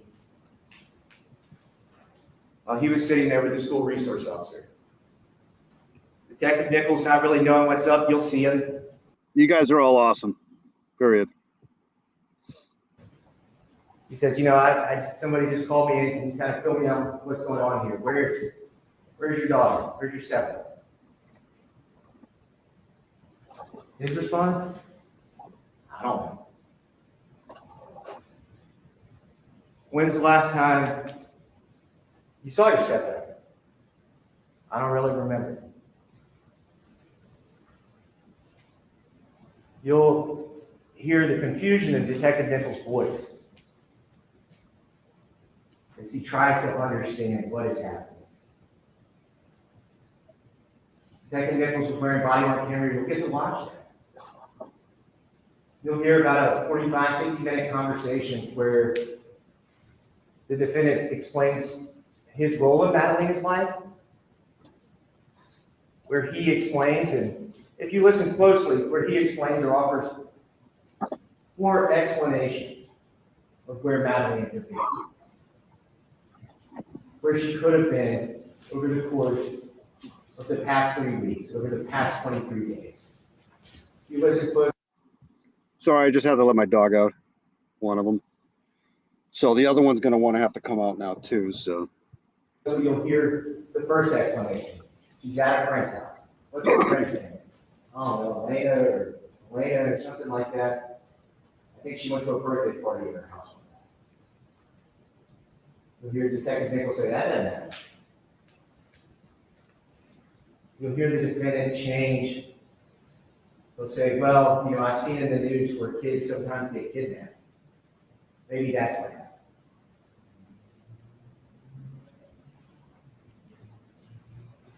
Third, you'll hear the defendant offer the explanation that Was it the sun, honeybee, or maybe a little bit too much sake?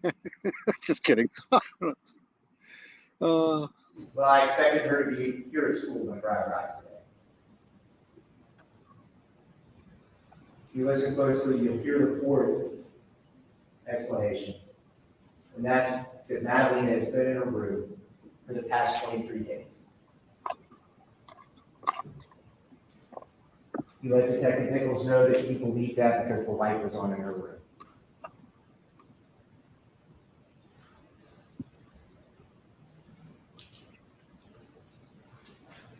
Ms. Lampion, Detective Nichols testified.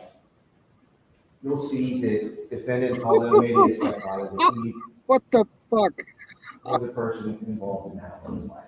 Oh, Ms. Lampion will walk you through school documents that show that he's listed as a father, that he's the only person besides her mother that can pick her up from school. You'll see Detective Nichols will walk you to the inside of that home on Victoria Bay Drive. You'll see Madeline's room. what the hell is going on? See the defendant. If you look closely at some of the photos that Detective Nichols is going to show you, you'll see 3 bikes at the front door. The dad bike, the mom bike, the little kid bike. Get away from me. Get away. Not only are you going to hear from these witnesses, you're going to hear from Laura Hall. She works for the FBI as a civilian employee. She goes through people's cell phones. She's an expert at pulling data off phones, computers, or whatnot. She's going to walk you through not that house, but she's going to walk you through the contents of the defendant's home. It's all good. I'm having so much fun watching this chat. This is so awesome. You're going to see internet searches about truancy. Go. You're going to hear those Miss Lampion voicemails. You're going to hear voicemails from other people. You're going to see the call. More importantly, you're going to see text messages. She's going to walk you through a number of things in that phone. It shows that the defendant has taken steps to make sure people didn't know that Madeline had disappeared. As we talk about the jury selection, this trial is not about what happened to Madeline. You won't get that answer during this trial. At the conclusion of this trial, I'm going to have an opportunity to come back and take a closing argument. I'll talk about the law, talk about the facts.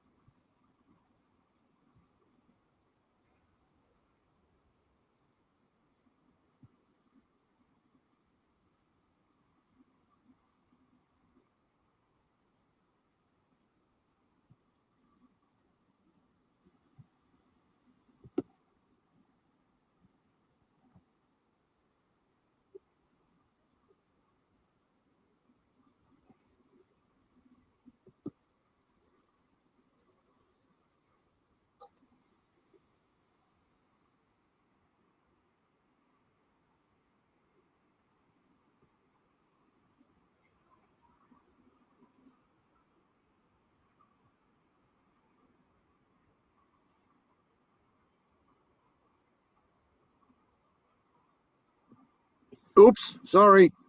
Hold on a second. Sorry. I do that all the time. I don't know why I do that. Here we go. Forget. You may not understand why we're having a talk.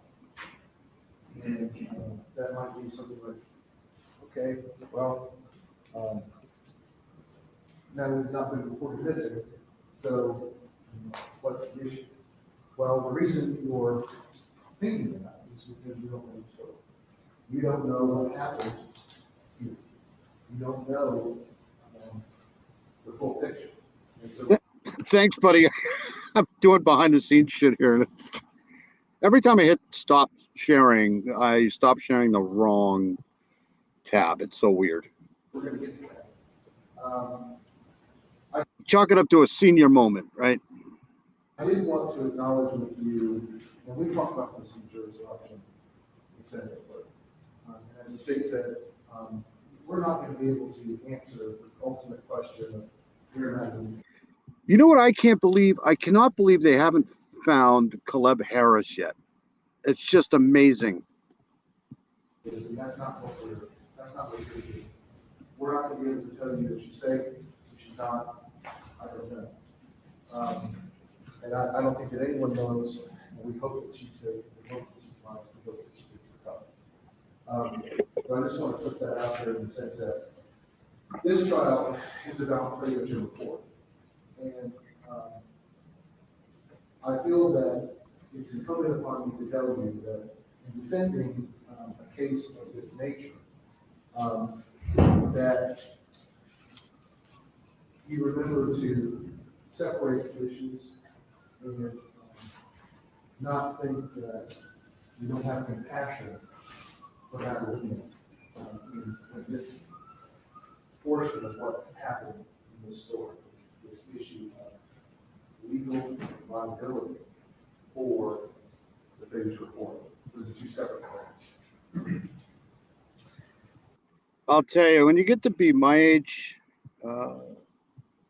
if you can't laugh about shit, it's just, it's not good.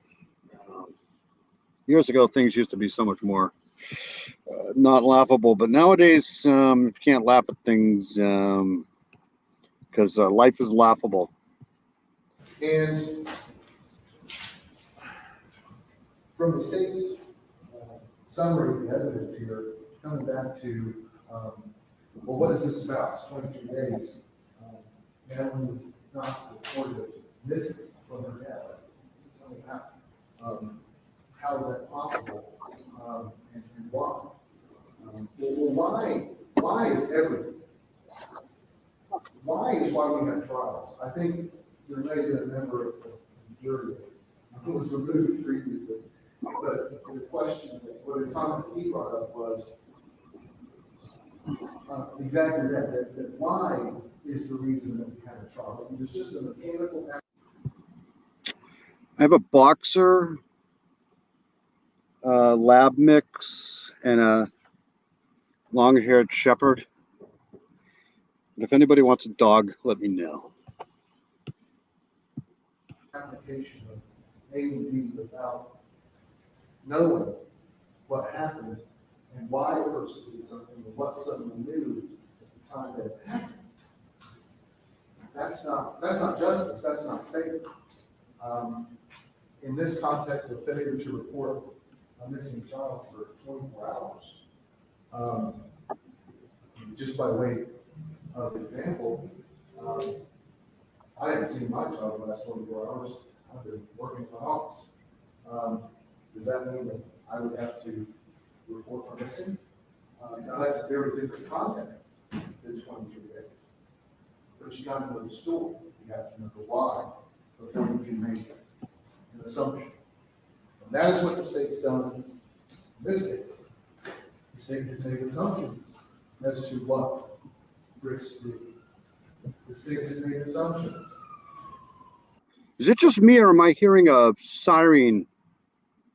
Is that coming from the courthouse, or are these walls paper thin in here? Numerous assumptions about many things that we will get into. But right now, I'm asking you to keep an open mind, to remember the promises that you made, you would hear all of the evidence before. Is that from Dumb and Dumber? Bulldog Shih Tzu mix. You made a decision that you would give Mr. Palmer a fair shake, that you would hear the evidence in the case, and that you would determine if the state has really met its for improving what was represented to you now. So Thank you very much. Hopefully, we can try to get this case concluded as quickly as possible. I really appreciate the time and attention to details. All right, so that's the end of those opening statements. I'm going to try to follow this case here. But I want to go to this here because I still can't believe they haven't found this guy. Hey, have a good night. Honeybee, thank you for coming in. You're awesome. If anybody doesn't know who Honeybee is, she's got a great channel. She's great at everything she does on our channel. Thank you, Honeybee, for coming in. I do want to play this Dumb and Dumber. Yeah, that was a good movie. One of the best movies ever. If Dumb and Dumber's on, right, I don't care. I don't know how many times I've watched that movie, but I'll still have to watch it. All right, so I'm going to switch here to this. Probably not pronouncing this right, Caleb Harris. And I still can't believe they haven't found this kid. It's just amazing. But this was done 2 days ago, and I didn't see this yet. So the ongoing search for Caleb Harris has spanned well over 2 months. It's been 2 months already. And he was a sophomore at A&M. Christie expand the search for a 21-year-old New Braunfels man seen last Monday. Caleb Harris is a student at Texas A&M Corpus Christi and was last seen on Monday behind the cottages on North Padre Island. The search now includes the east and south parts of North Padre, including the areas behind the apartment complex, Harris's residence, and the Oso Bay Wetlands Preserve. So far, hundreds of volunteers have joined the search, aiding CCPD and the U.S. Coast Guard. More than $46,000 is donated to a GoFundMe to help find him. On News Nation this weekend, Caleb's father, Randy Harris, said, quote, "We just need to find Caleb. He's out there, and we know he's out there. It's just in finding out where he is and what happened." This is a recent picture of Caleb right there on your screen. If you see him or have any information, please call police. All right, Melissa, thank you for that. Another big story that we're following tonight. We are hearing from the parents of a missing. All right, so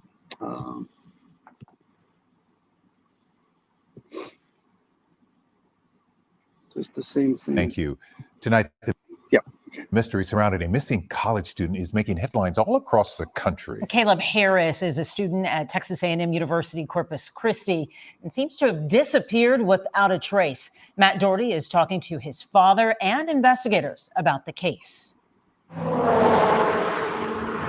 Miles before you enter Corpus Christi city limits, you see him, catch in hand. 21-year-old college student Caleb Harris. It's just hard. It's the parents' worst nightmare. For more than 2.5 months, Caleb's father, Randy Harris, has spent countless days and nights searching for his only son. And that's hard. Missing without a trace. Assistant Chief Todd Green with the Corpus Christi Police Department is leading the investigation. We have evidence when you put it all together that suggests that there was potentially some foul play involved. Assistant Chief Green agreed to walk us through the events leading to Caleb's disappearance during the foggy early morning hours of March the 4th.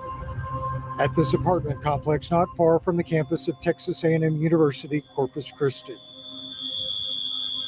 At about 12:56 Monday morning, March 4th, Caleb, one of his roommates, and the mutual friend go out in the parking lot to walk the dog. This doorbell camera video from a nearby apartment shows some of the last known images of Caleb. Not long after the three are seen here in the video, the friend and the roommate leave the complex for the night. Now it's just Caleb and one of his roommates.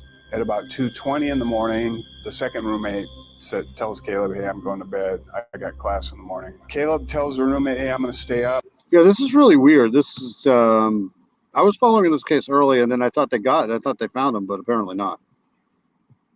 I got to order my lunch for tomorrow. Caleb had a habit of calling Uber Eats, and he would order his lunch for the following day. About 2:44 a.m., Caleb shares a short Snapchat video of him apparently walking the dog again. At about 3:03 a.m., he shares a second Snapchat photo of a small bridge. 9 minutes later, his phone pings the cell phone tower for the last time.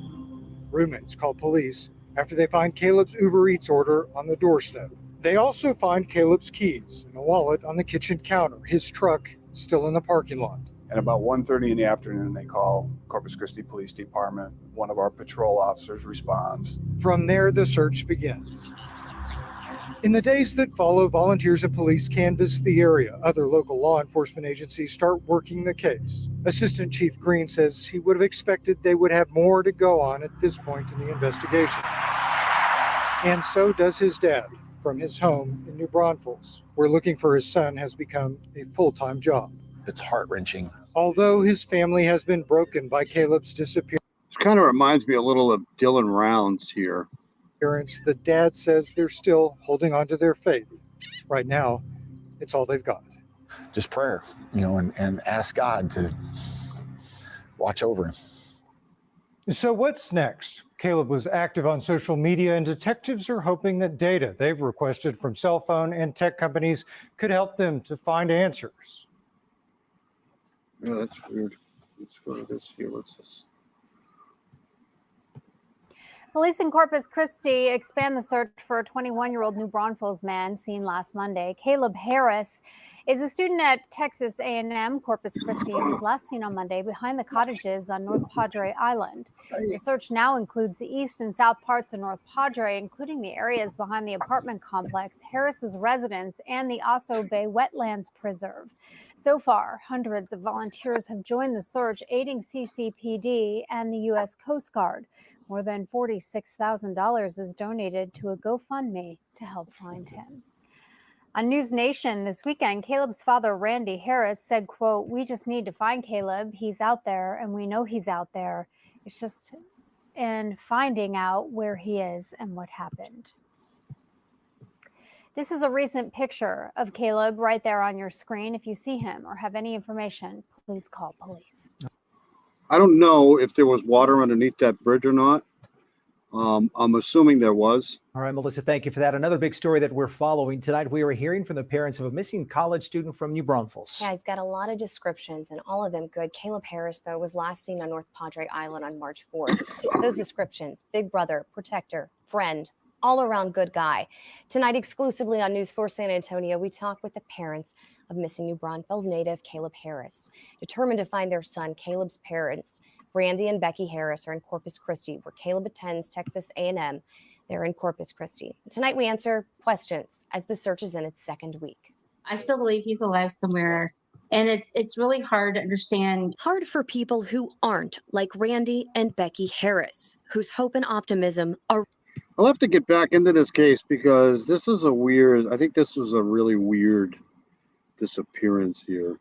Rooted in their faith. Our prayer is Definitely foul play in here. There's no doubt. that wherever he is recalling scripture, he is calling out, and he feels a hedge of protection around him. Their son, Caleb Harris, was up late in the early hours of Monday, March 4th. He messaged Randy his plans for the next day, class, then his favorite pastime.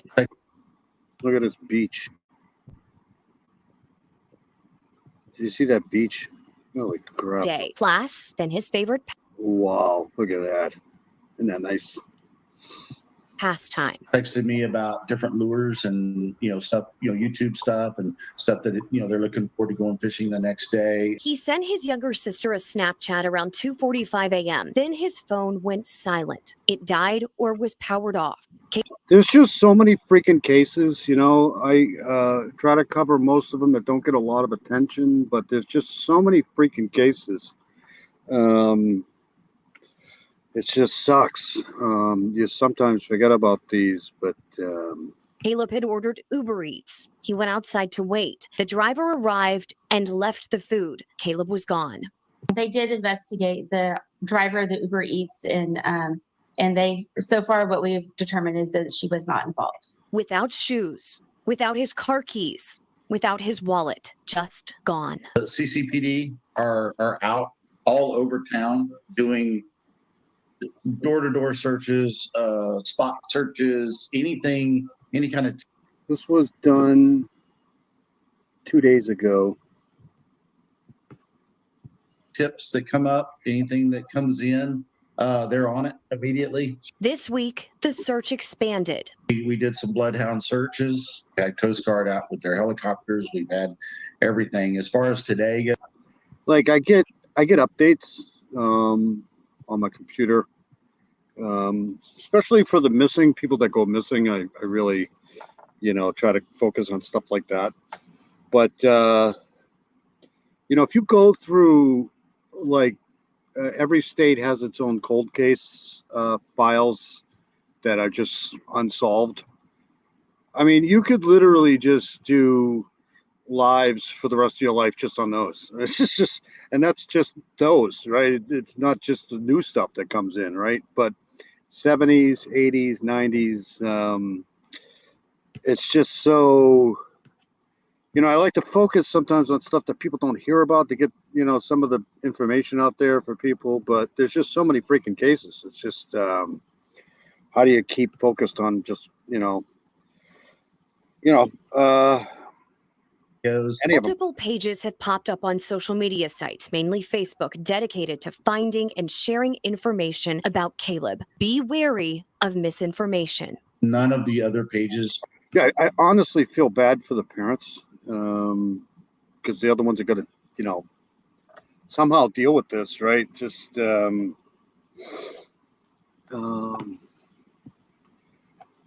think like 80% this kid's not alive, but hopefully. Are by us, sponsored by us. We don't know anything about them, and quite frankly, we're not even looking at them. We just want to see our Caleb come home. A young man with so much ahead of him. Looking forward to working in Alaska this summer. Ultimately, the Harris family is waiting for one call, the one announcing we found him. Pure joy. Pure joy. I whisk him away and not let him go again. There's still no sign of Caleb Harris. A 21-year-old college student from New Braunfels has now been missing for 11 days. Today, Mandy Noel spent time with search volunteers, the police department, even Caleb's father, as they expanded their search in Corpus Christi, where he goes to school. Corpus Christi police say nothing has changed in this investigation. Day 11, this is still a missing persons case. They aren't treating Caleb Harris's disappearance as foul play, a runaway, suicide, or anything else. It's a missing persons case until they know otherwise. CCPD has teams responding to tips with divers, drones, and cadets searching for Caleb.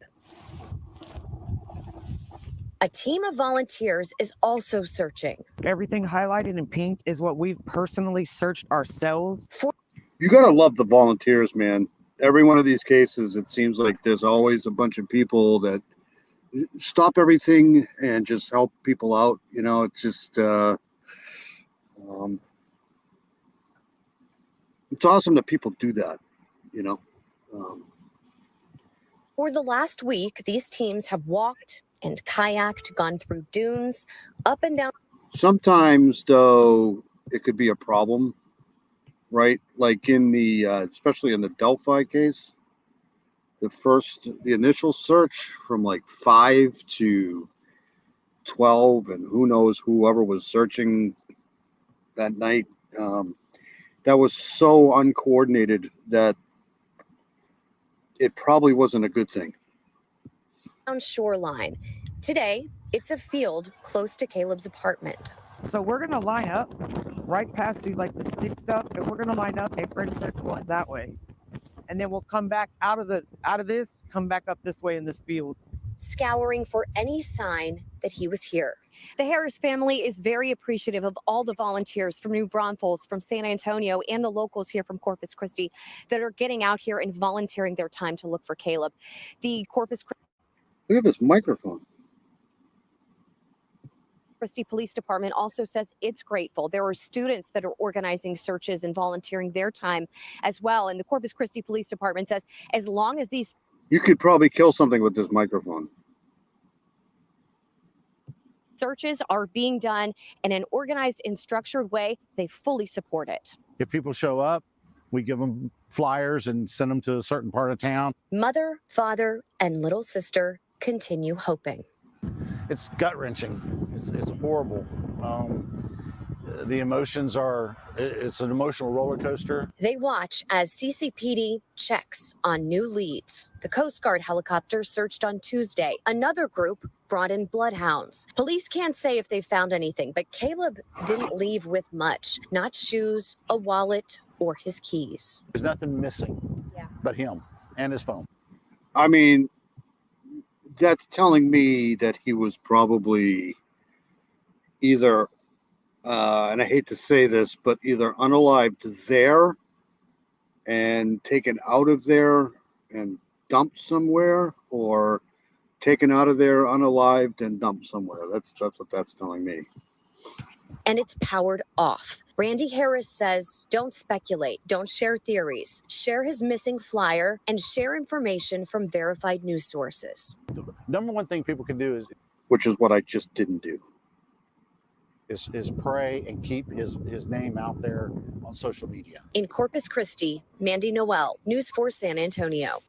A large turnout tonight as friends and family of Caleb Harris are holding 2 vigils for him at the same time. One here at Land Park. So this must be a compilation of some of the old news reports. Park in New Braunfels, his hometown, and one in Corpus Christi, where he attends college and where he was last seen near his apartment complex exactly 1 month ago. Each flame a beacon, lighting his weary way. Poems and prayers in New Braunfels, a candlelight vigil for Caleb to light his way home. I mean, I think the thing is that people do go missing voluntarily, because I've been big on covering the Mara Murray case, but I don't think it happens in these situations. I think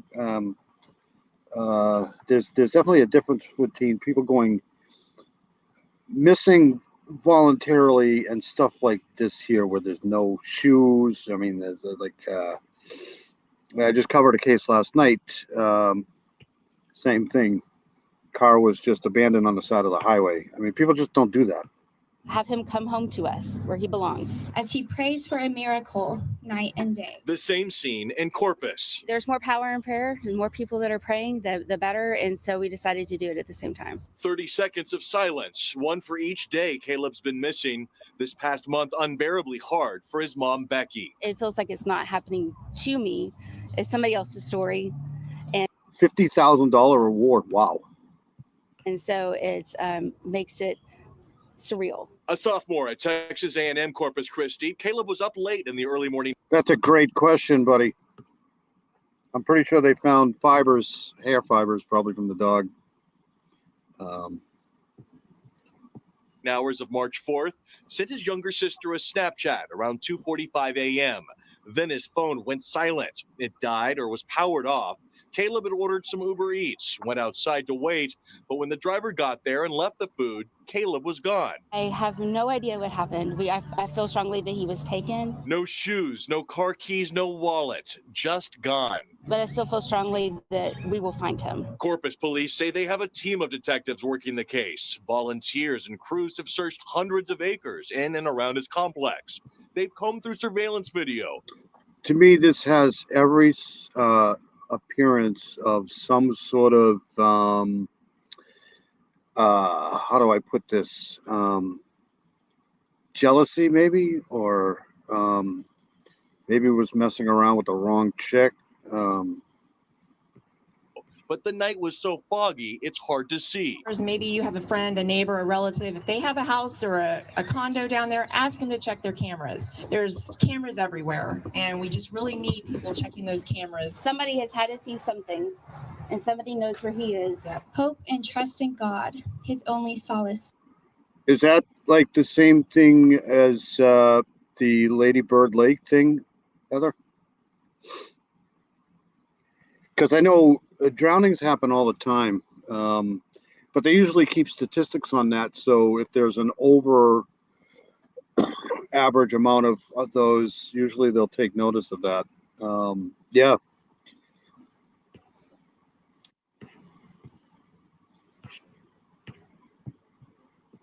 still. And just this week, Caleb's family doubled the reward amount for information that leads to his safe return and now stands at $50,000. A phone line also remains open for any active tips. Just call the number there at the... Yeah, I mean, he's in college. He's in Texas A&M, right? Corpus Christi, you know.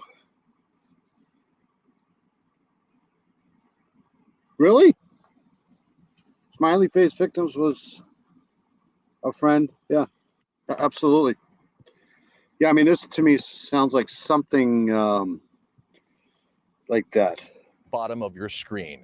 Reporting in New Braunfels, I'm Robert Price. Update now on the search for missing Texas A&M Corpus Christi. I did that last night too. I did that survey. It's like, I think it's like, is it 70%? Like 70% of, if you're unalived, 70% is by somebody in the hands of somebody you know. College student Caleb Or by, you know, somebody that's close. Harris. It's been over 2 months since the 21-year-old New Braunfels native disappeared from his apartment in the middle of the night. The U.S. Marshals and FBI are helping the Corpus Christi Police Department in the search. Caleb's father... Right? Somebody would be more prone to talk with 50K than with 0, that's for sure. But a lot of times, you know, some people don't like to talk because the person, if they're capable of doing something like that, they're capable of doing something like that again. So, and 9 times out of 10, people that talk are usually females. So, Randy Harris says last weekend he stopped in Corpus. He visited groups of homeless and handed out lunch. Many of them, he says, are familiar with the case. They want to help. He visited churches. He dropped off flyers there. A&M Corpus Christi college students are helping too. One student has handed out close to 15,000 missing person flyers. Randy says tips are still rolling in, but people need to call police right away if they think they see Caleb, not hours, days, or weeks later. For the number to call, go to news4sa.com. Where is Caleb Harris? The 21-year-old Corpus Christi student from New Braunfels has now been missing for more than 2 months. Rarely do people vanish without a trace, but in this case, police say that's exactly what happened. For the first time tonight, News 4 San Antonio's Mandy Noel talked with the Corpus Christi Police Department, and she had lots. you know, who would order Uber Eats, right? And then decide that they want to just take off and not be seen again? That's a good question. Let me, Lots of questions for them. Going to school, going through all the motions is definitely very difficult to just keep going. I mean, he is my best friend, so it has been hard. Hard, yet Caleb Harris's family is a force of faith. Their lives paused on March 4th. Well, it's like everybody is moving forward. And so when we feel like we're kind of still and we haven't been able to move forward as much. When Caleb disappeared around 3 a.m. outside his apartment in hold on a second here.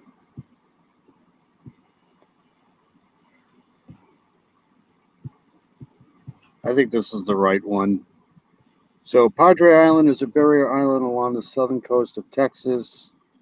It's home to Padre Island National Seashore, a vast protected area with beaches sheltering rare Kemp's Ridley sea turtles. A maximum length 113 miles square, 209 square miles. So it's a big place. Look at this. This is gorgeous. There's a north and a south to this here. This is a big place. I've never been here. Wow. All right, let's go back to that. Let's see here.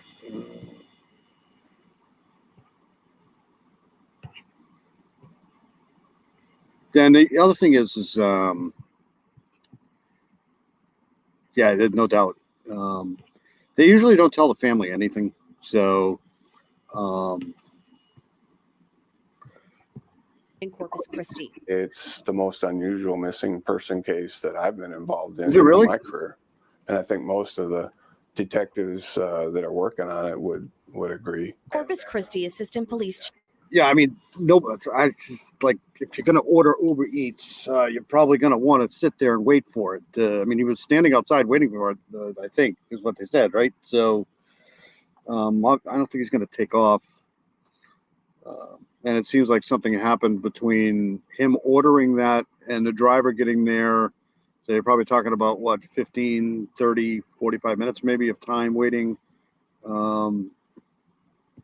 Chief Todd Green says a disappearance often traces back to one of a few underlying factors: drug use, a history of disappearing or running away, or mental illness already existing or triggered by a recent trauma. You know, he just disappeared kind of into the fog. None of the typical underlying factors that we usually find are applied to this case. His keys and wallet found by his roommates the next morning on the kitchen counter. It's just taking...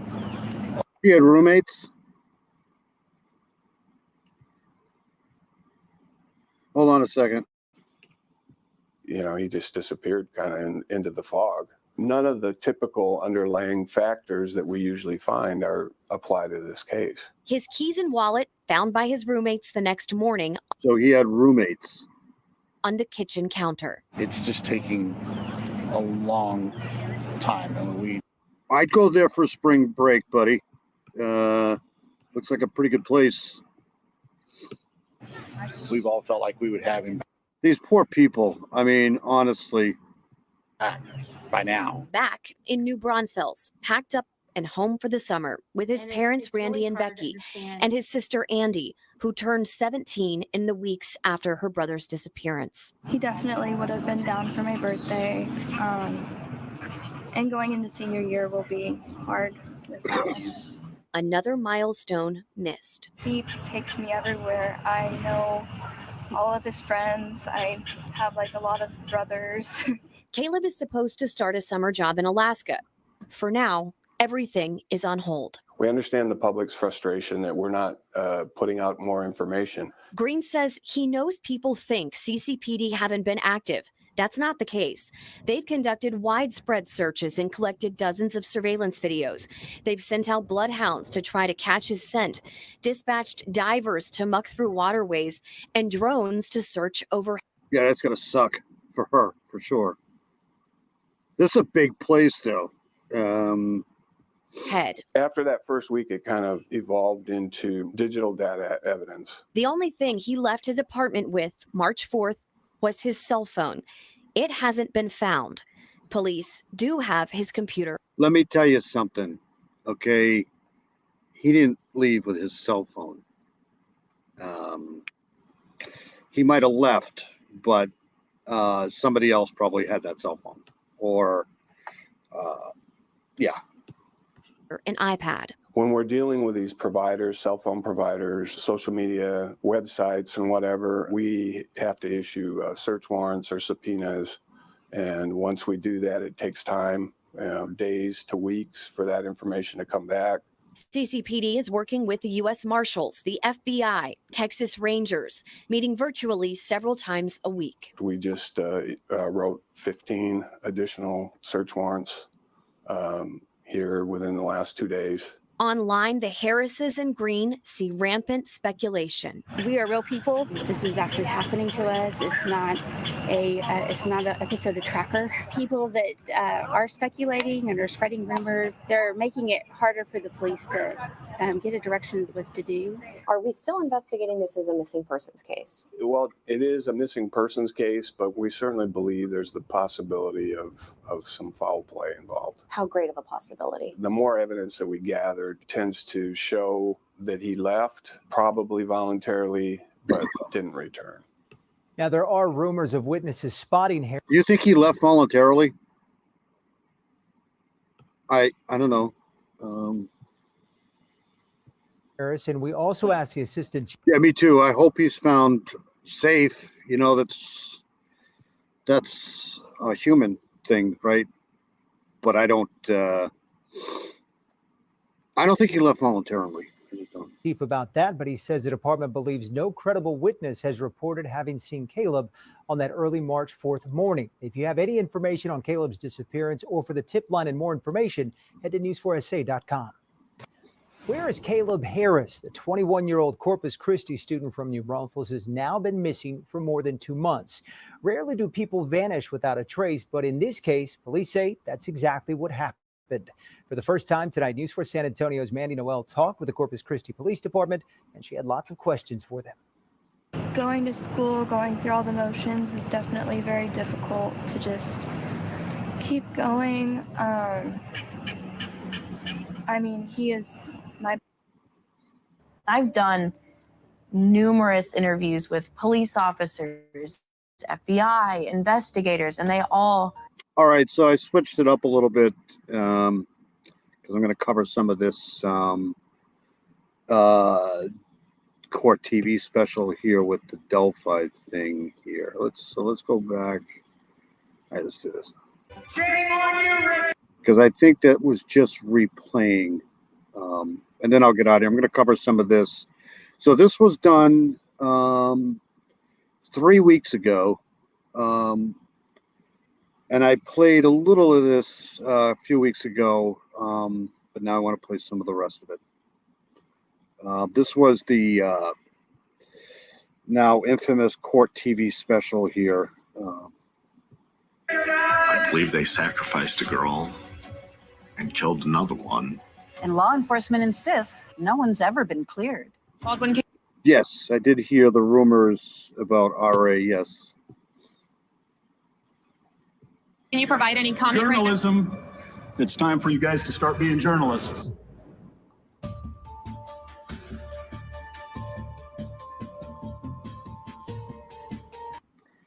I hope Rick's doing well. I haven't seen him for a while. I know he did all the live last week, right?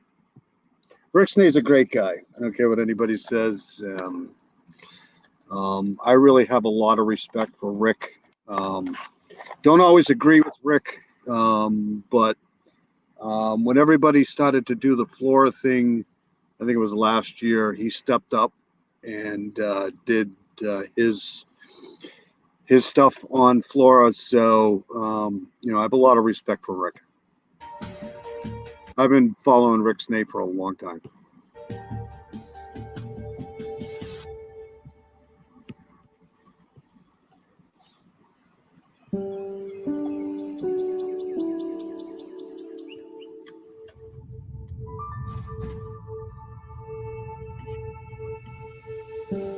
Delphi is a small town.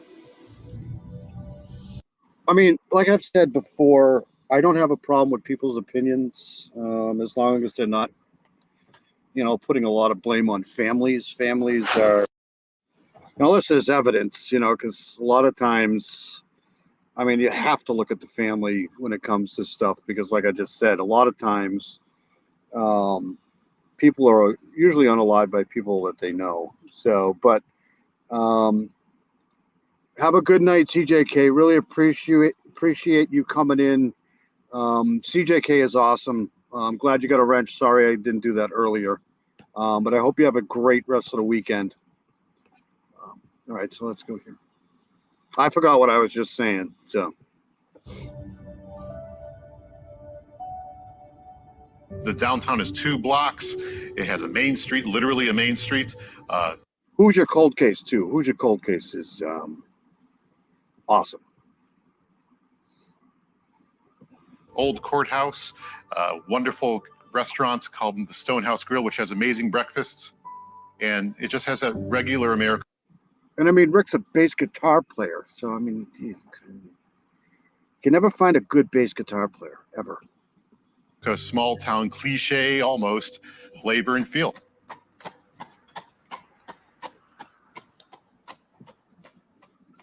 Downtown is surrounded by lots of fields, corn and soybean. I thought I met you in Kristen Behind the Crime Door. Maybe not. Yeah, Hoosier Cold Case is the amount of shit that Hoosier Cold Case gets is just unfounded. The guy is just a great guy. A lot of people just want answers, and unfortunately, people disagree with people, and then they label him as a, it just sucks. That's why I don't get involved too much in it, because some of these people just want answers, and if you disagree with them, it's a problem, right? It's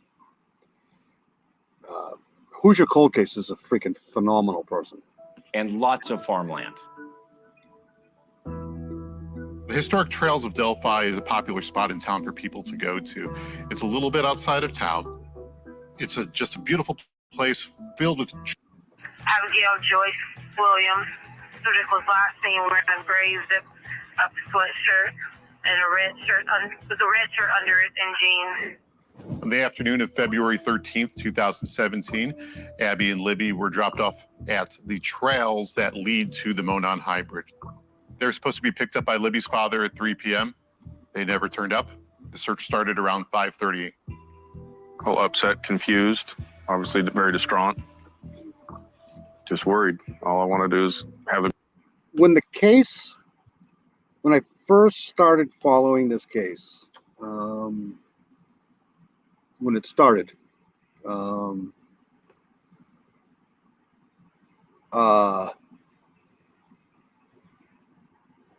yeah. The girls get home safe. Missing, abducted, we don't know for sure. There's a cell phone tower, but the ping was last noted about 5 or 6 hours ago. They say the phone's now dead. Word spread quickly that help was needed, that these girls needed to be found. Hundreds of people turned out and searched through the night. Becky Patty, Libby's grandmother, would say that you could see flashlights. When I just remembered what I was going to say.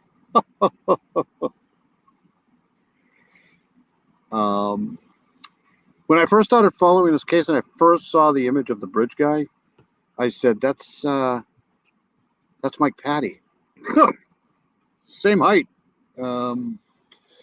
But I quickly ruled him out after that, because he left before the girls did. So, but I mean, that's what I'm talking about.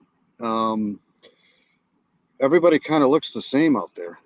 Everywhere, like stars in the sky, like fireflies. It was a full town effort. Ravines, ditches, trash cans for phones, any sign of girls. I was like, I think one of them just...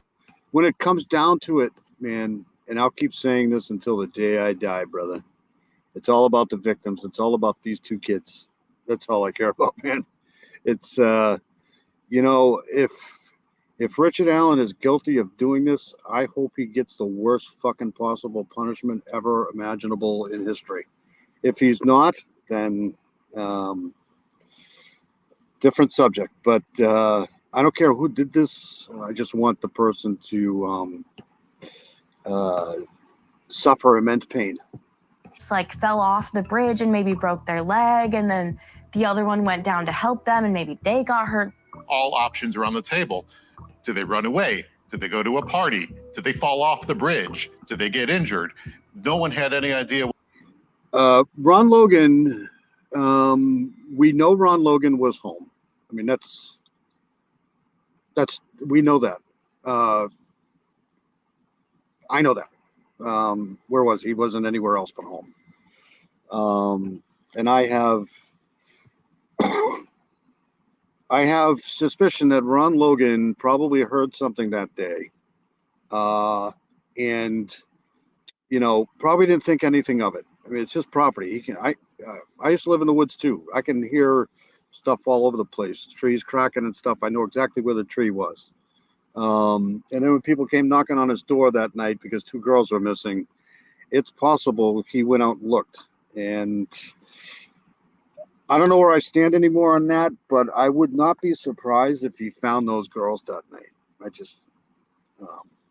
what had happened to them, but the official search was halted that night and picked up the next morning. The next day I went to school and it was just gloomy. Hundreds of people showed up, searching all over the place. Hope was high, and then the word came. I learned that Abby and Libby had been found when I saw everybody in the hallway just crying. No one said the exact words to me. But, Delphi isn't the only case. It's an important case. It's a very high profile case, but there's other cases too. But I agree it's an important case. They're all important, in my opinion. We just sat on. Whenever it comes to kids or especially women, domestic violence stuff, any of the vulnerable people that get unalived, that can't protect themselves, and that's what I'm in it for. But whoever did these things and does these things, they need to be brought to account for what they did. On our phones and watched the news headlines start to come in. We have found 2 bodies about a mile east of town. We are investigating this as a crime scene. We suspect. I've never bought the alibi that he was worried about his driving, but I agree with Heather here. We're probably never going to know, but I wouldn't be surprised if he went out there and found them.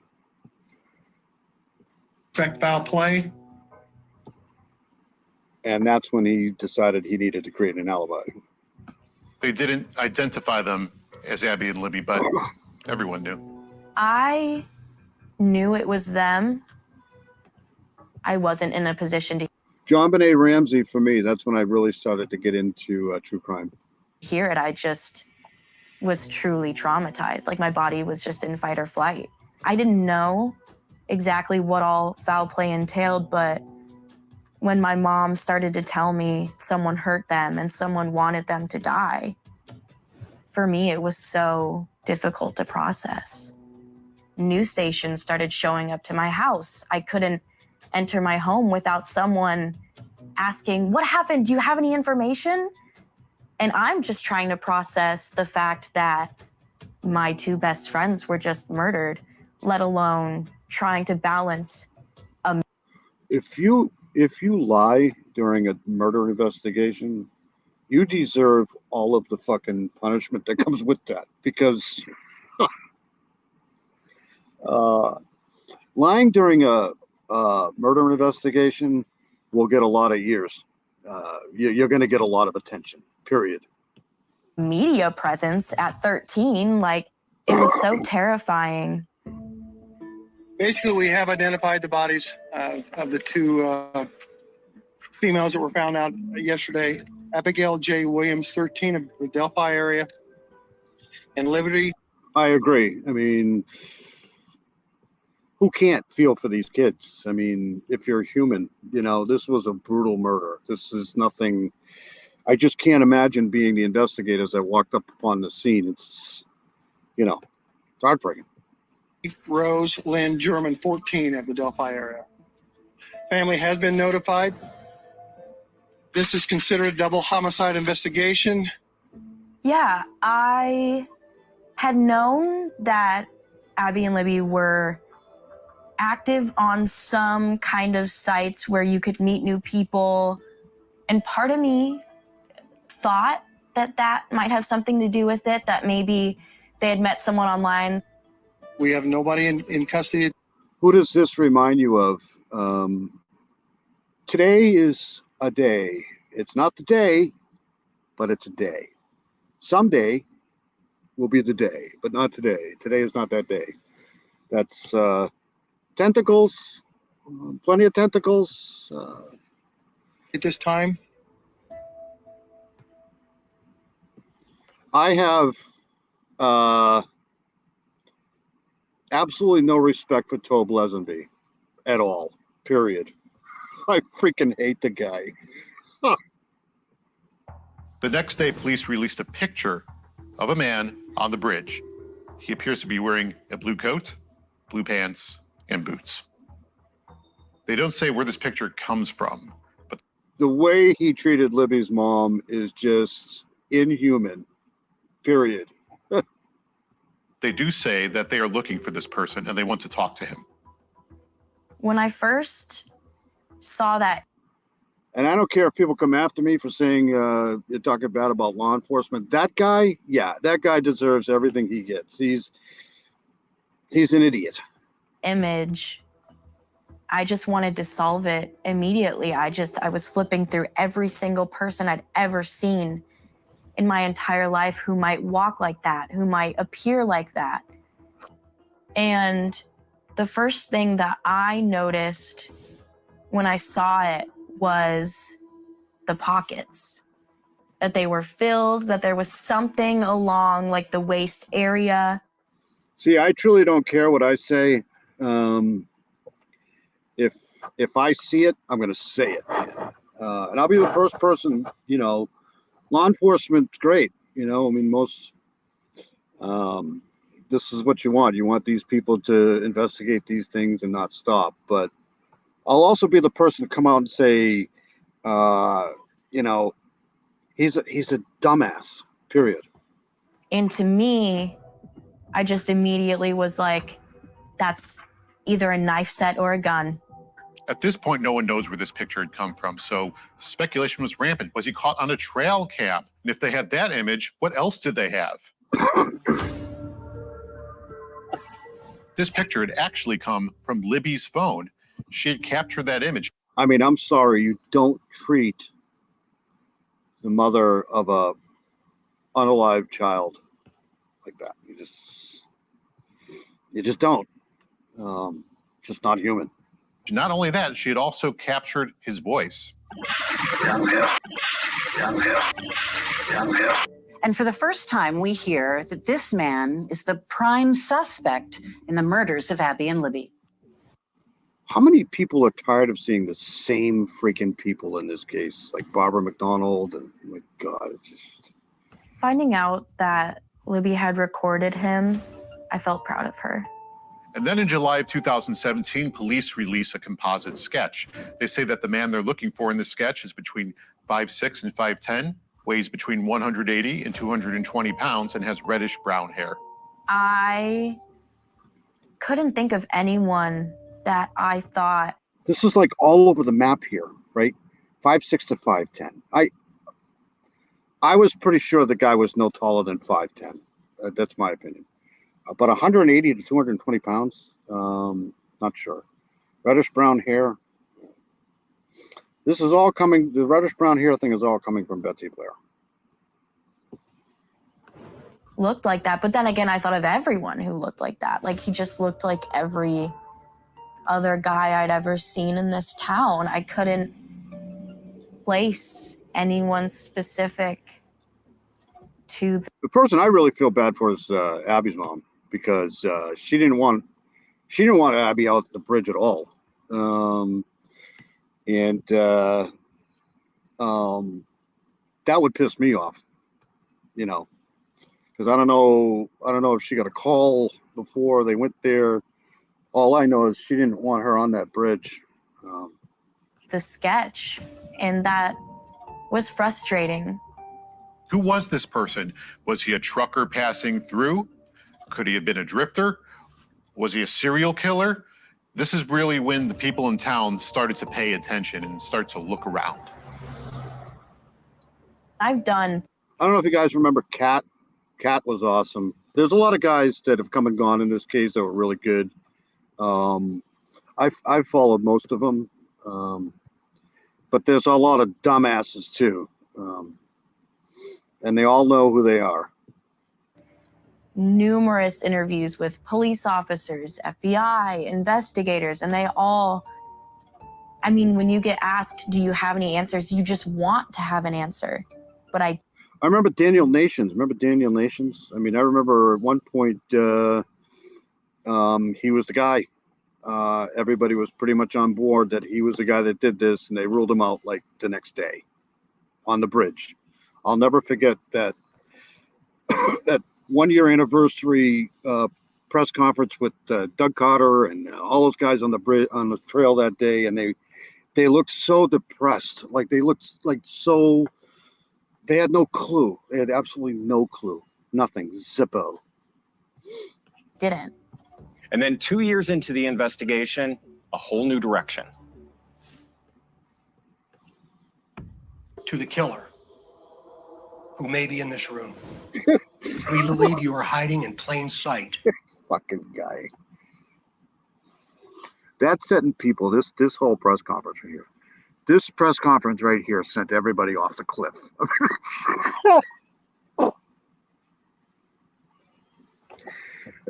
I'm not supposed to be laughing because this is a criminal investigation, but it might be in this room. Oh my God, that sent people, that just like, that sent people off, man. I was, where? This guy. We likely have interviewed you. Oh my God. Or someone close to you. And you want to know what we know. He's reading a script from an FBI profile. That's all this whole thing was. It was this was probably one of the most overrated press conferences ever. And one day, remember the shack? The shack. God, it's people. Oh my God, I got it. Oh, and the book. Remember the book? You will. A couple of new things come out of that presser. They add one word to the audio from Libby's phone. They also. Who was it? Little Joe. Remember Little Joe? He's. I couldn't stop laughing. It's just too freaking funny. He saw the mayor. Remember the mayor in the back of the room, and he did like 400 lives on the guy in the back of the room. Shane Evans, remember that? Oh my God. I'm telling you, it's just the case of lunatics. Also released this much younger sketch saying that he could be as young as 16 at the time of the murders. I thought to myself, oh my gosh, they have no clue who did it. That's what I said. And I was like, if they don't know, if the age range is from 16 to 40, like. Could you imagine being one of the family members at that press conference when they unveiled the sketch?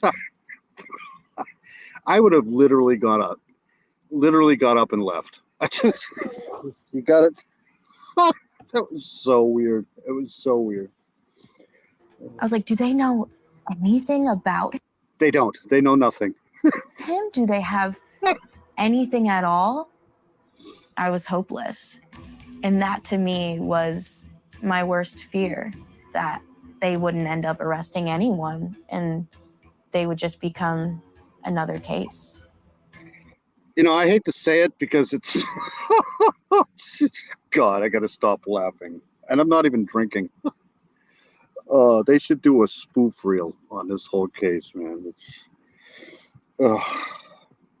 Despite both of those faces, despite that video, despite that audio, despite the fact that Indiana State Police Superintendent Doug Carter said, this person probably lives here. He's probably a neighbor of yours. No arrests are made for 6 years.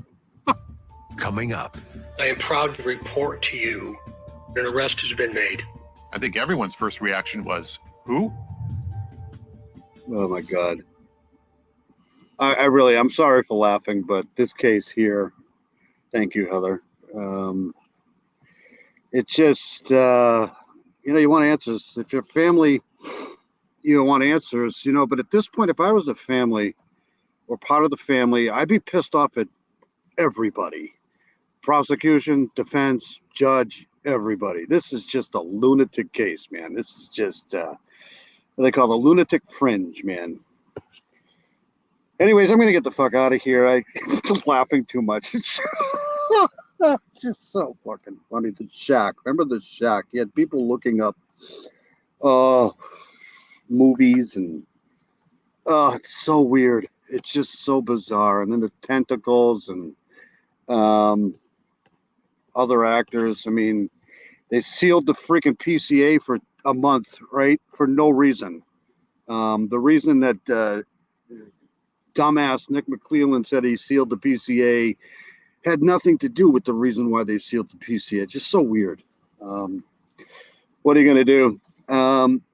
want to thank everybody for coming in. Dean Johnson, you're awesome. Heather Brown, thank you so much. No, this is a case unto itself, and it's not, it's not over. This case will be going on and on. If people think this case is the trial is gonna start in October, I got a bridge to say in Brooklyn. This case is gonna go on. There's gonna be appeals. There's gonna be it's just over and over and over and over.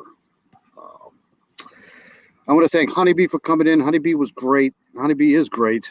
I'm going to miss people. I'm sorry. CJK was in here. CJK is awesome. Miss Persevere is awesome. She was in here. I probably pissed off a whole bunch of people. Let's see here. Who else was in here? Karen Lee was in here. Karen Lee's great. Karen Lee's been awesome. Who else? If anybody doesn't have a wrench, let me know. If anybody doesn't want to have a wrench, let me know. If I miss somebody, I'm sorry. But this case will be going on for a long time. It's that's good news for people who like to make money on it, because it's going to be. Necessarily Evil was in here. Necessarily Evil's awesome too. Great guy. Just going through who was in here. It could take me forever. Marion Tate was in here too. Marion Tate's awesome. I'm going to get back on that case too. Timothy Dees. Hopefully she gets some answers from Mr. Steve. But anyways, I want to thank everybody for coming in. That's it. So that's what I'm going to do. I'm going to get out of here. I'm going to play my outro and get out of here. I may play the second part of this next week. Everybody have a safe, wonderful rest of the weekend. Thank you guys very much. That's it. That's all for me. Thank you, everybody. If they're watching the replay too, I always forget to say that. I don't want to do that. Yes, I do. Okay. So I'm out of here. Thanks, guys. Have a good night.